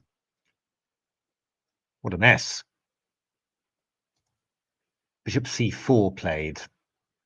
Right, that's also it's also good. My goodness, I'm slow today. But yeah, this is not particularly pleasant. King f7, and they're playing fast as well. So I mean, I think White's in real pressure on the real pressure here, and so yeah, I mean, it's a playoff.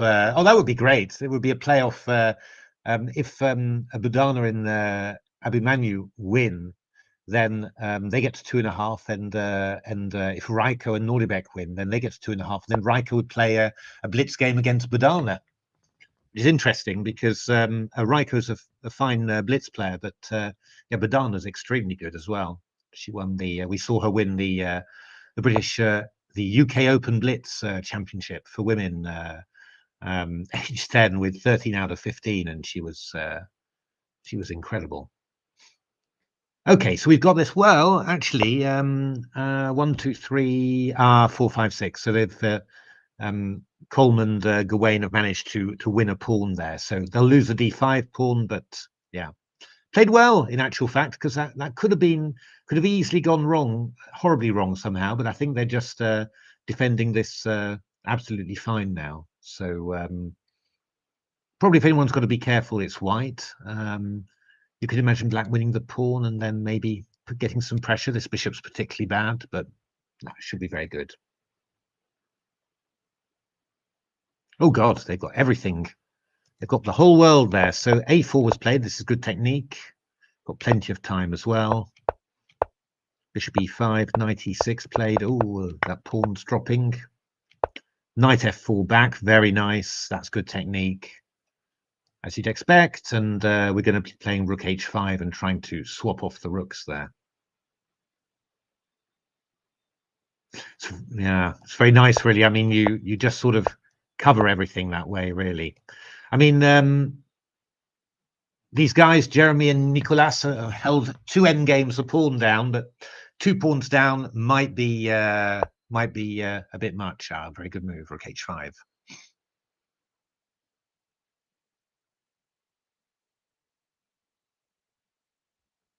Not playing anymore. Shamviti Patti. Openings videos. There've been a few openings videos recently, but yeah, no, it's true. I've done a few less. Oh, that was the move. That was the move. I think that we're looking at a second win for the Natasha and Ali Reza Express. Amazing. Oh, they're carrying on. But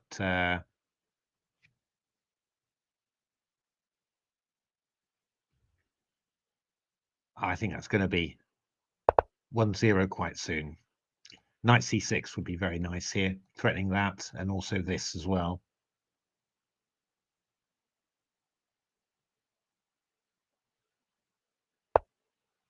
Played. I think it's time to resign there, unfortunately. So let's have a look. Oh, whoa, we've got a mess. We've got a mess. So they did the f4 plan. And actually, that was bishop c4. Wow. Okay. So it's just full messiness we're going for here.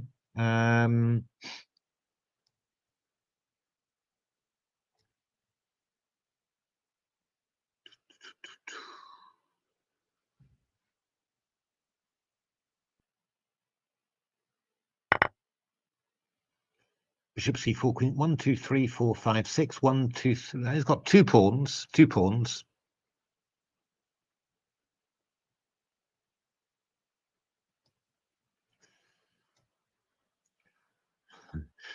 Yeah, as always. b5 coming. Well, I don't know.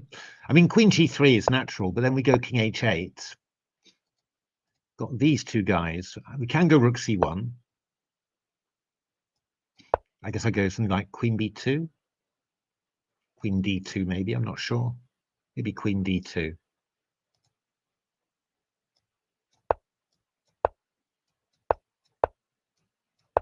Go rook d1. I mean, even this somehow. I mean, I'm going to play b5 and c4, and I mean, the engine will tell you it's just winning and beat you every single time with it, but it is quite worrying somehow. They've done a decent job there. It could have just been total disaster, but it's not clear now. We've also got some people doing quite a good job here, so Badana and Abimanyu, but this is quite a clever plan that the white players have found. So just going to put the rook over to b3 to pressure b7. And I suppose that the king's going to move over to d7 c8 just to hold it. That would be a good idea, I think. But okay, maybe the white players are playing really well and keeping it together.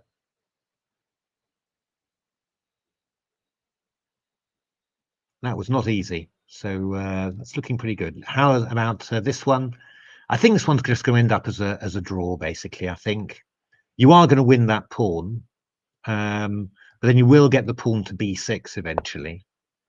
And I hope that you'll manage to hold that. There are some things that make you a little bit worried, something like this, but it seems very hard to achieve simply. Well played, Natasha and Ali Reza. Brilliant game there, and brilliant attack, and that leaves Natasha and Ali Reza on 2 points. So unfortunately, for them, there's no way in which they can come first. But I think that both players will be very happy with that result. Just losing to Socrates and Luke, who played astonishingly well. Yeah, and that was a really close game as well, and otherwise two rather sparkling wins. So this has gone totally bananas. Winning the exchange, but there's going to be, how many pawns has black got? 1, 2, 3, 4, 5, 6, 7. So 3 pawns for the maybe 2 pawns for the exchange, but still, king's very weak, dark squares all over. Excellent.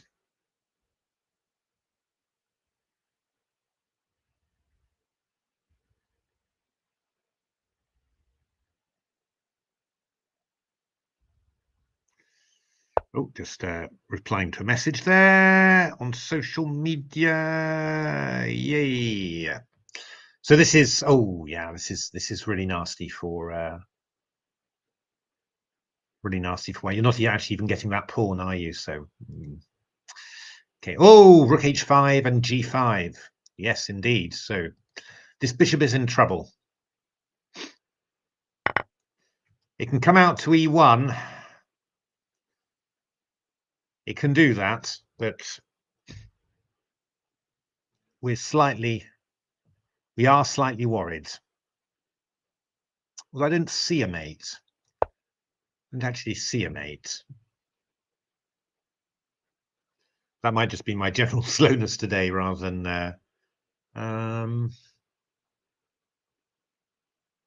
no, I don't see a mate. It's slightly surprising, really, but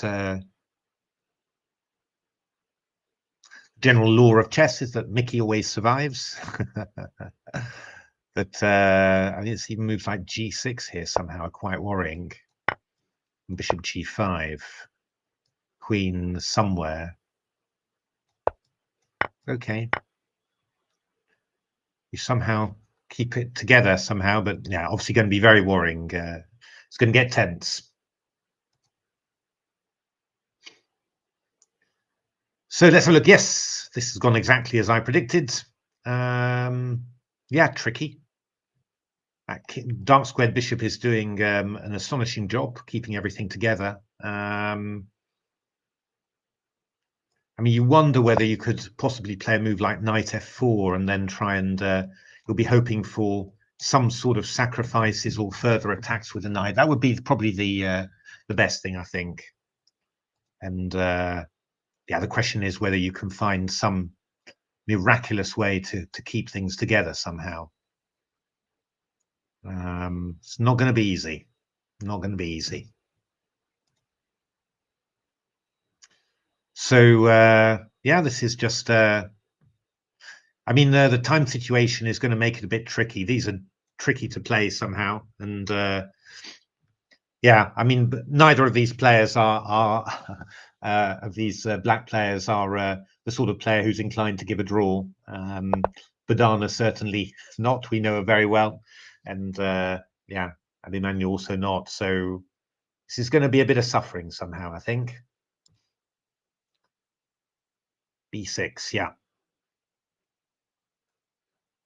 Yeah, there's still ideas, but got to watch out though, because this is quite a clever little idea that if you go bishop c4, I'll go b7, and then I'll be threatening rook f8 and there. But I guess that black will most likely play something like king e6 at some stage just to get out of it. Yeah, this is looking really bad. Oh, a piece has been won. It didn't go bishop e1. Wonder why not, actually. Don't know. I mean, it looks very risky, of course, but couldn't see how it was losing. It's also important the bishop, stops the queen from moving over. But now Chase and Malcolm are a whole piece up. So obviously things can happen in games. But I have to say queen f5 will be quite a move. You're threatening queen h7 and then rook f6 after. So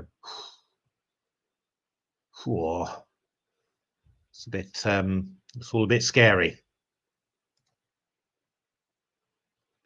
Oh, black's going for tight at the back. Pretty good.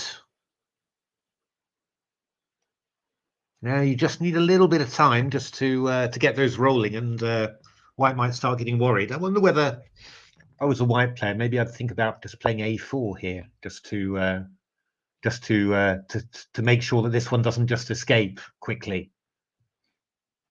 Then maybe look to play g3 and get a rook on the second rank somehow. And just gradually consolidate. I think that would be my preferred choice, I think. Okie dokie. Rook h4, king d8. King d8. So before, oh, are we going to have a repetition here? I find that hard to believe. Yeah, the king has moved out there basically. So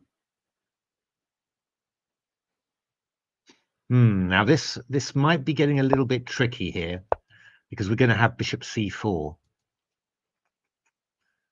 Maybe we need to go rook e8 here and try and we need to create some weaknesses of our own, you know. And if e6, e5, then we sort of we come here and start trying to mate you as well.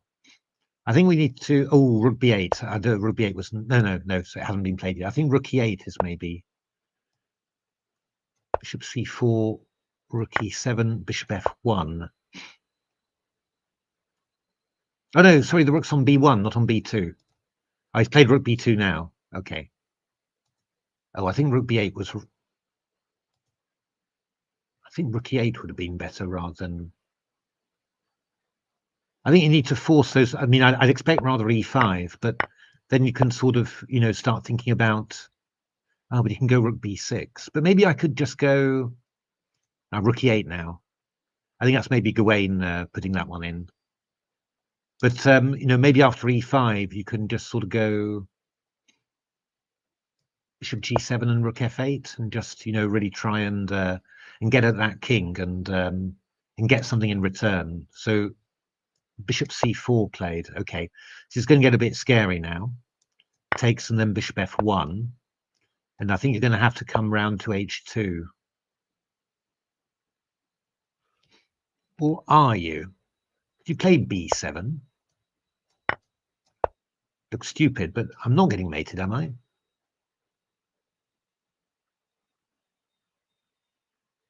YouTube is the main one, Gustavo. I do a little bit on X somehow as well, but YouTube's the main one.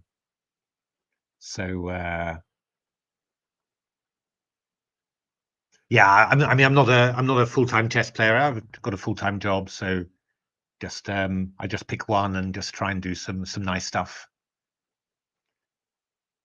So this might just be a draw, simply. I think, because I mean, you can do this, of course, but then I go b8 queen. So that's going to work.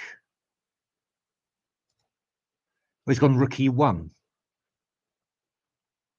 Okay, yeah, that also works. Check, check. Yeah, that looks like it's going to end up as a draw. Well played, both sides. Yeah, very nice concept from Black in the opening, but well held. Let's have a look here. I think that Yuri and Nikita are going to get their first win there.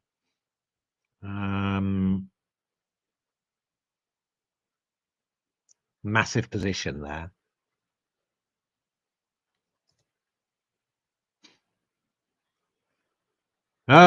So Michael and Chris putting up a huge rearguard action there, but I mean, I think simply take some rook c5 is a very nice way of doing it. Simply, you know, all the pawns are dropping simply. So I think that would be best. 24 seconds for Supratit and Luke.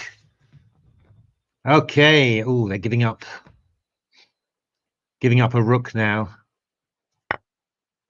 They're going to get in c4, but it's obviously not half enough really. So it looks like it's going to be Raiko and Noribek on 2.5. The question is, how are these guys doing? 1 minute left only for Justin and 3.5 left for Badana and Abhimanyu. But the pawns are equal, and yeah, it's probably a 0, right? I think even the white's slightly better in this position. Feels like white's been under pressure all the time. I suppose I'm just not very impressed with this bishop on b3 somehow, but yeah, no, they've done extraordinarily well, the white players. Just a question of whether, you know, what time. I think probably black needs to try and move this queen side forward somehow. Try and that seems to be like the main way you could sort of make some room somehow. But yeah, this game has been agreed drawn. This game's still going. Yeah, I think that Malcolm and Chase are maybe going to get a win in this game. Wow, amazing.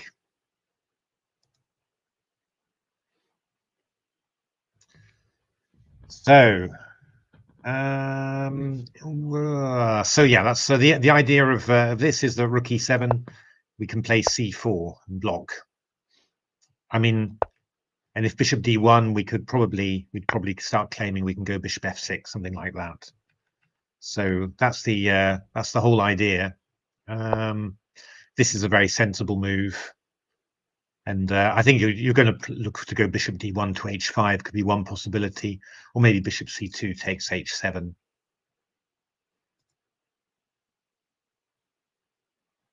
King coming round to a7. Oh, okay. So I think probably the black players are looking for b6 somehow. b5 even. Okay.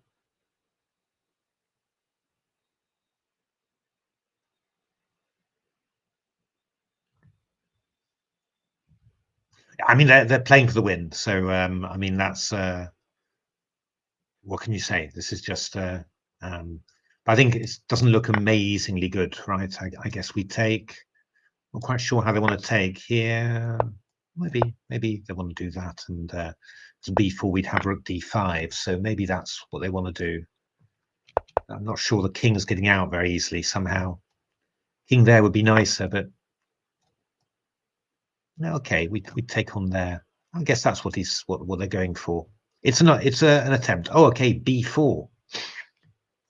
Interesting. Interesting. Maybe a very good move actually from white there. Just because you're going to go c4 now, and then you're going to have this a6 pawn as a weakness.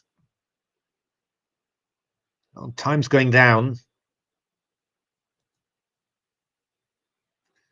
Yeah, this is still looking very, very strong for Yuri and Nikita. This rook now very short of squares. Actually, completely no squares at all. So, whoa, oh.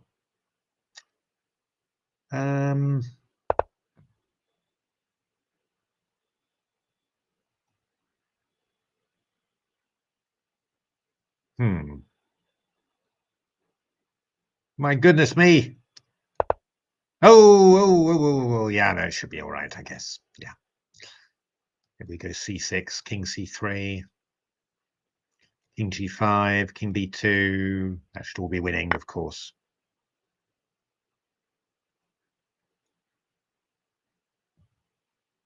Should all be winning.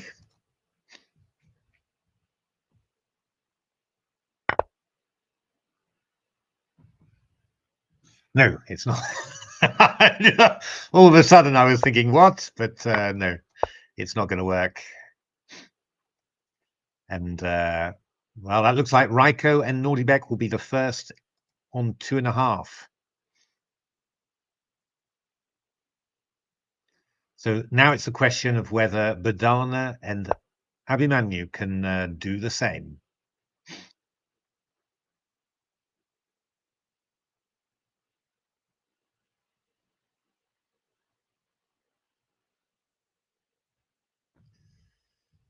And I really thought they would, but Justin and Lanier have put up a huge fight. Really impressive. Really kept it together. They have so many little things to avoid, and they've done it. So I think White's better now. Yeah. No. Every time I think White's better somehow, but okay. Looks like they might just hold that somehow. So this has been a draw. We saw that. Oh, okay, yes. Yuri and Nikita have won. And now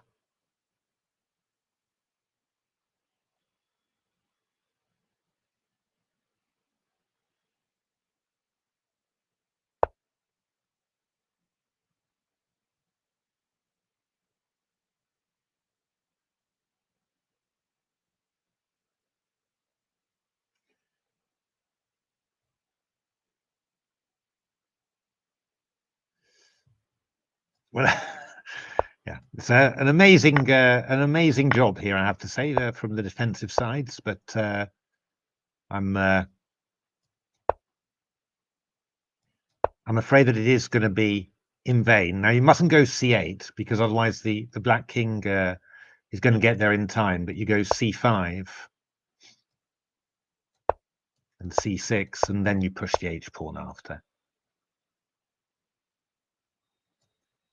Here, and you go c8 queen. But be careful. Got to make sure you you get it all right.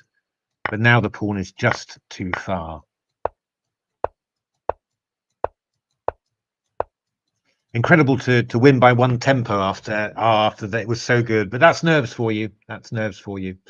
So there we are. Well played, Raiko and Nordibek winning against Supratit and Luke. Yeah, blunder on move 16 there, 15.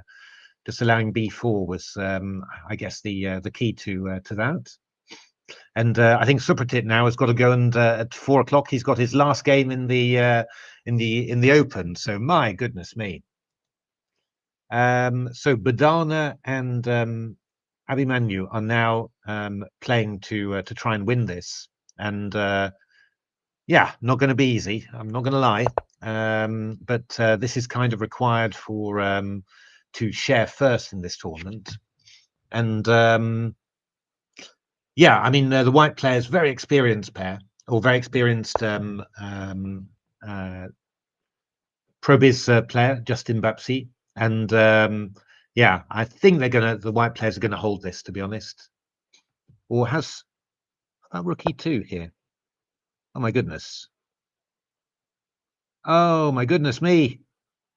Oh God, my goodness! Oh, oh dear me! Yes, that's that. Well, that's put it all up in the air again somehow. I think that white is probably still holding, but instead of being super comfortable, incredibly comfortable now, rather more fraught. But okay, you're going for counterplay there. That's far from trivial, this one. Rook h3, bishop e2. You're going to keep on chasing that bishop, I think. Chase the bishop. That stops the king from coming across there. That's good. And now we would really, ideally, in a just world, we would look for something like c6, but I don't think it's going to work yet. Maybe rook e5. Maybe that would be a good idea. Start with. Not easy. Oh my goodness me. Well, these kids are giving it a real go, aren't they? Oh, good lord. Well, yes, queen h2 check is a really unpleasant one here. King b1. Oh my goodness me. It's a draw. It's been a draw. Oh, dear me. Agreed a draw. Oh, what a topsy-turvy game. But well played, both sets of players, and well played, Malcolm and Chase. If you'd won that one, I think that would have been well deserved, but super played, Michael and Chris, showing great fighting spirit there to save a draw somehow out of nowhere. And now we're just left looking at the youngest players in the tournament. Well, youngest pair in the tournament, Budana and Abhimanyu, trying to convert this into a win. It's an extra pawn. Oh, rook g4. Oh, they are finding the meanest tricks. My goodness me. Oh, that's a vicious little trick. Oh my goodness me. Oh, that's a good reply. Oh, dear me. But we've got bishop b5 now, haven't we? Oh, it's just winning now. Bishop f1. Bishop f1 wins. My goodness, that's the move. Bishop f1 and Budana and Abhimanyu, they've played it. Of course they've played it. These youngsters know their technique. So it's just a win. It's just a win now. Amazing. I mean, I said that these young players were certainly not afraid of a good grind, and yeah, well, you've just seen it there, and you knew that they were going to carry on until the very end. It's just the way that oh, yeah. Black is victorious. Well played, everyone. Hard luck, Justin and Lanier. That was an unbelievable defensive performance. I really thought came so close to saving it, but I mean, brilliantly done, Badana and Abhimanyu, absolutely fantastic. I mean, by the way, Badana's got to play a game at 4 o'clock as well in the last round of the Open. She's already played eight games to a very high level, you know, and my goodness, what an energy Badana has. But incredible, but brilliant, absolutely brilliant. That was absolutely superb. So let's have a look. What are the scores on the doors there? So at the top, it's Badana and Abhimanyu, and then Raiko and Nordibek. So normally speaking, there is now a blitz playoff between Badana and Raiko. Interesting one. Raiko, as I said, Raiko's a very fine blitz player, but Badana is extremely good at blitz as well. So who knows? Supratit and Luke and Natasha and Ali Reza on 2 points. And then Coleman, Gawain, Kai and Pavel, Yuri and Nikita on 1.5. Then Chase and Malcolm, very entertaining games. They played Chris Clark and Michael Adams, Justin Bapsy and Lanier, and Jeremy Hodgson and Nicolas on 1. Then Daniel Lindner and Sam Shankland on 0.5 point. I think probably that first game where Daniel and Sam were playing so smoothly against Jeremy and Nicolas and somehow got a bit tied up in a mess. I think that probably had a bit of a, yeah, just, yeah. I mean, it's small margins in this tournament, and having a win, you know, in the first round would have set you up for everything else. But a draw where you're disappointed with it, I think sort of makes it tough because, yeah, I mean, these pairs are really strong. And yeah, incredible, really amazing, brilliant, brilliant play there. So we are actually going to have a blitz playoff, most likely, as long as we're not. Yeah, well, Badana's got to play a game after. I sort of think that's a little bit cruel somehow. But I'm just going to check to see. Just let me.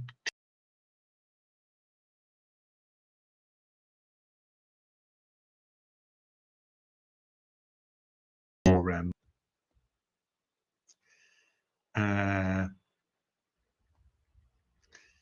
just asking people if there's a special link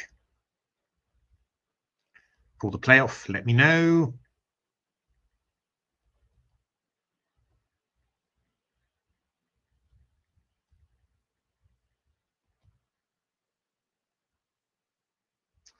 We are.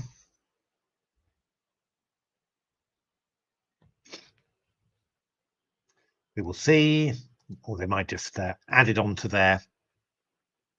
But well, how did you like that? I think it was stunning, wasn't it? That was really, really exciting chess. I mean, we've had some great games and also some big drama. I mean, I think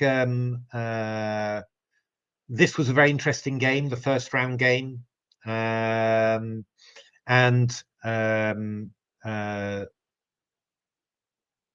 yeah, I mean, I think this was really the game of the first round. Really, I thought that was a very, very interesting game. Then in round 2, I think with the players warmed up, this game of again between Supratit and Luke playing absolutely unbelievably was really, really good. Yeah, Badana and Abhimanyu's win was extremely impressive as well. And this game of Chase and Malcolm against Yuri and Nikita was unbelievable. And this was a bananas time scramble right at the end, you know. So that's been really cool.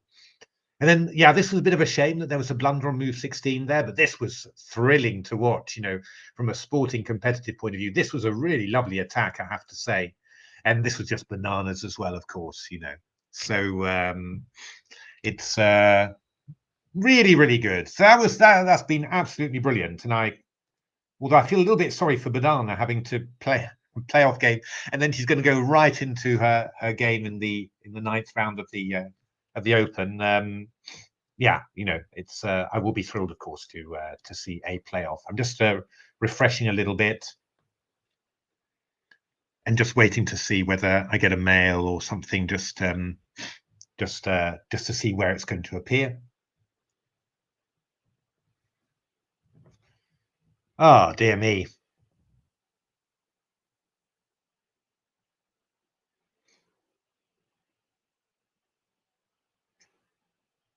Natasha said that she talked to Raiko before, and Raiko had said to her, "Oh, there seem to be a lot of strong kiddies around." So it's prophetic words indeed. But he's managed to best one of them, and now he's got to take on one of the others there. So very, very interesting. So just waiting to see how that goes.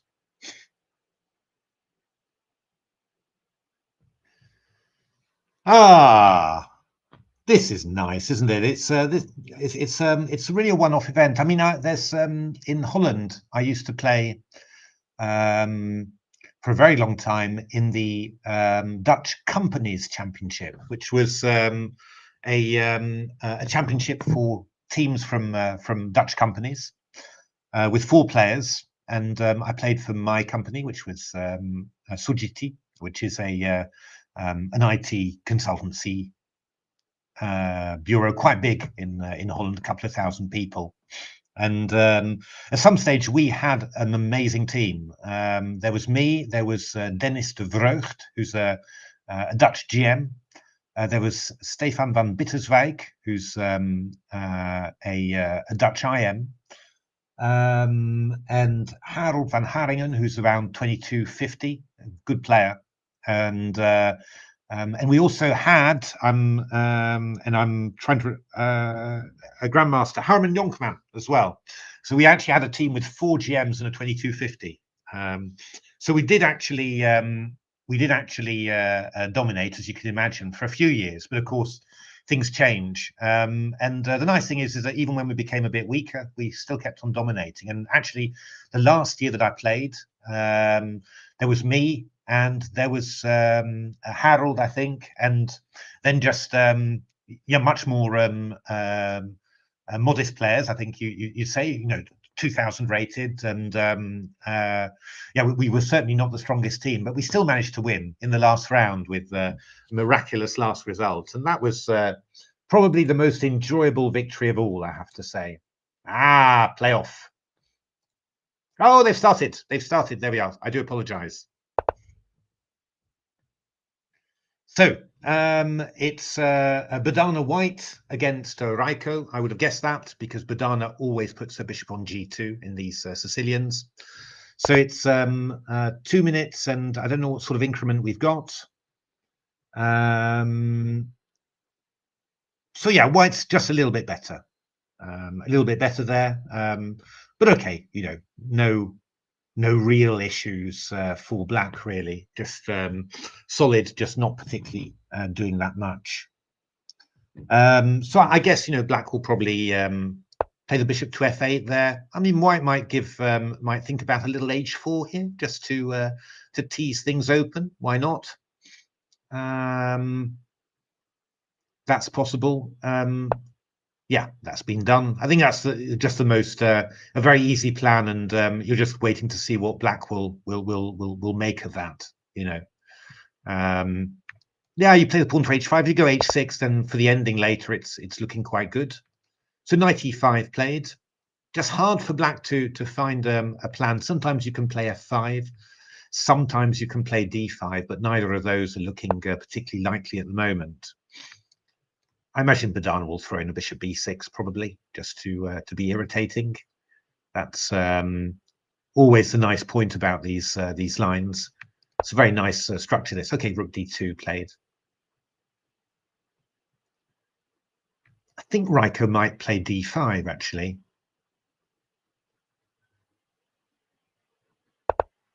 No, he's just waiting. Okay, so I think Raiko's just going to try and play kind of fast and just sort of try and outlast Badana. Yeah. I'm not sure about that strategy, but we will see.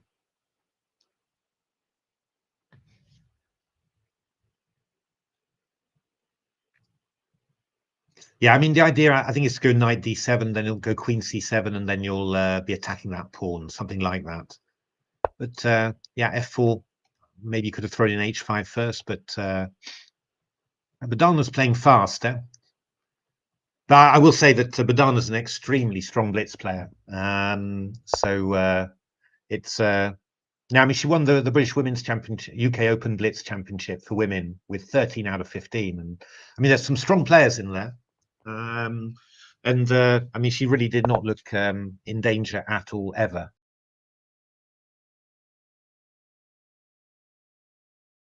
For his counterplay, little move.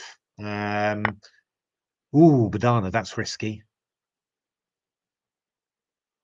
Ooh, that's very risky. That's not good at all. I think we're going to take like this now, and we've got rook e3s and bishop c5s. Oof, oof, oof. Oh, bishop d5 played. Yes, that's not right. That's not right. That's not good. I should just take him with the e pawn there. Because now we get to, okay. That was definitely a mischance there for Raiko. Because now I think, yeah, I don't know, maybe queen f3 here. Now queen f3, we've got rook e3. That would be unpleasant. Takes, and queen g2. Very nice from Badana, I think. Probably. This is still reasonably... Well, no, it's not really. No. So, yeah, Badana's just aiming to consolidate here. Bishop f2, then c3. Yeah, the knights have been exchanged, but now we're good, right? Raiko's a little bit ahead on time. I mean, this is decent in blitz terms. You know, the white king is a little bit weak. Black's probably got reasonable compensation. And maybe rook c6 here. Be a good one, shield the pawn, and maybe think, who knows, about something like that. Rook e4. Rook e4 is fine too. It's just always a little bit, you're always worried about putting your pieces on slightly exposed squares. So queen's attacking f5 as well. But that's why leaving the rook loose on e4. Oh, rook e2. Yeah, you got to be careful. The thing about Badana that you don't really think about a 10-year-old is that she is, if you offer that, she is going for the ending somehow, yeah? So, yeah, king. Oh, that is a little bit tricky for white there. Be careful. No, blunder. Oh, Badana. Oh my goodness me. She saw the rook d4, but she didn't see rook e1. Oh no. Oh. I'm wondering whether it's totally over. Close to, I think. Oh, f5 played. Wow. King g2. Oh, that's another. Oh, that's another let off. But I mean, Black's still got reasonable comp here. Obviously. I think I would play b4 here, most likely. Stop that bishop from coming to c5. Maybe. Okay, rook e2. Not easy here. But rook f1, I think, simply, yeah. Oh, I think Badana's going to take that one, I think. Yeah, simply take, right? If queen c3, we go queen d5, and we're just gonna grab something, I think. Or actually, or should play queen a6. Oh, you're hitting e2. Oh, sharp. Okay, queen c4 check now, and a6. Ooh, this is a7 now.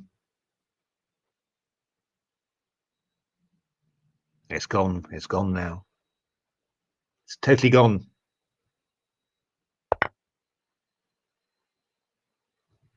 Wow.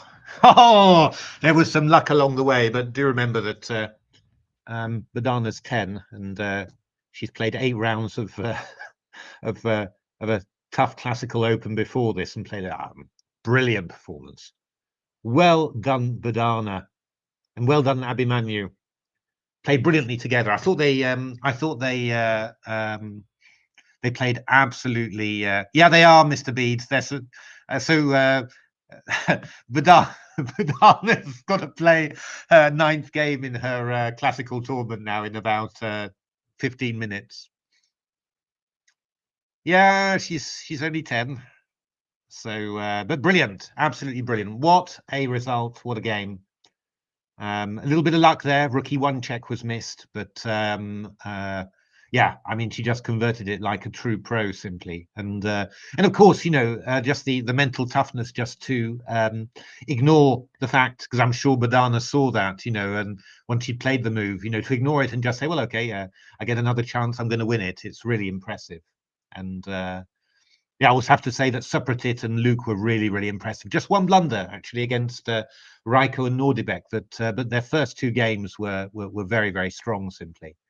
You know, and I have to mention, give a shout out, I think, to Chase and Malcolm for vast entertainment there, and I think also Ali Reza and Natasha were very good value for watching there.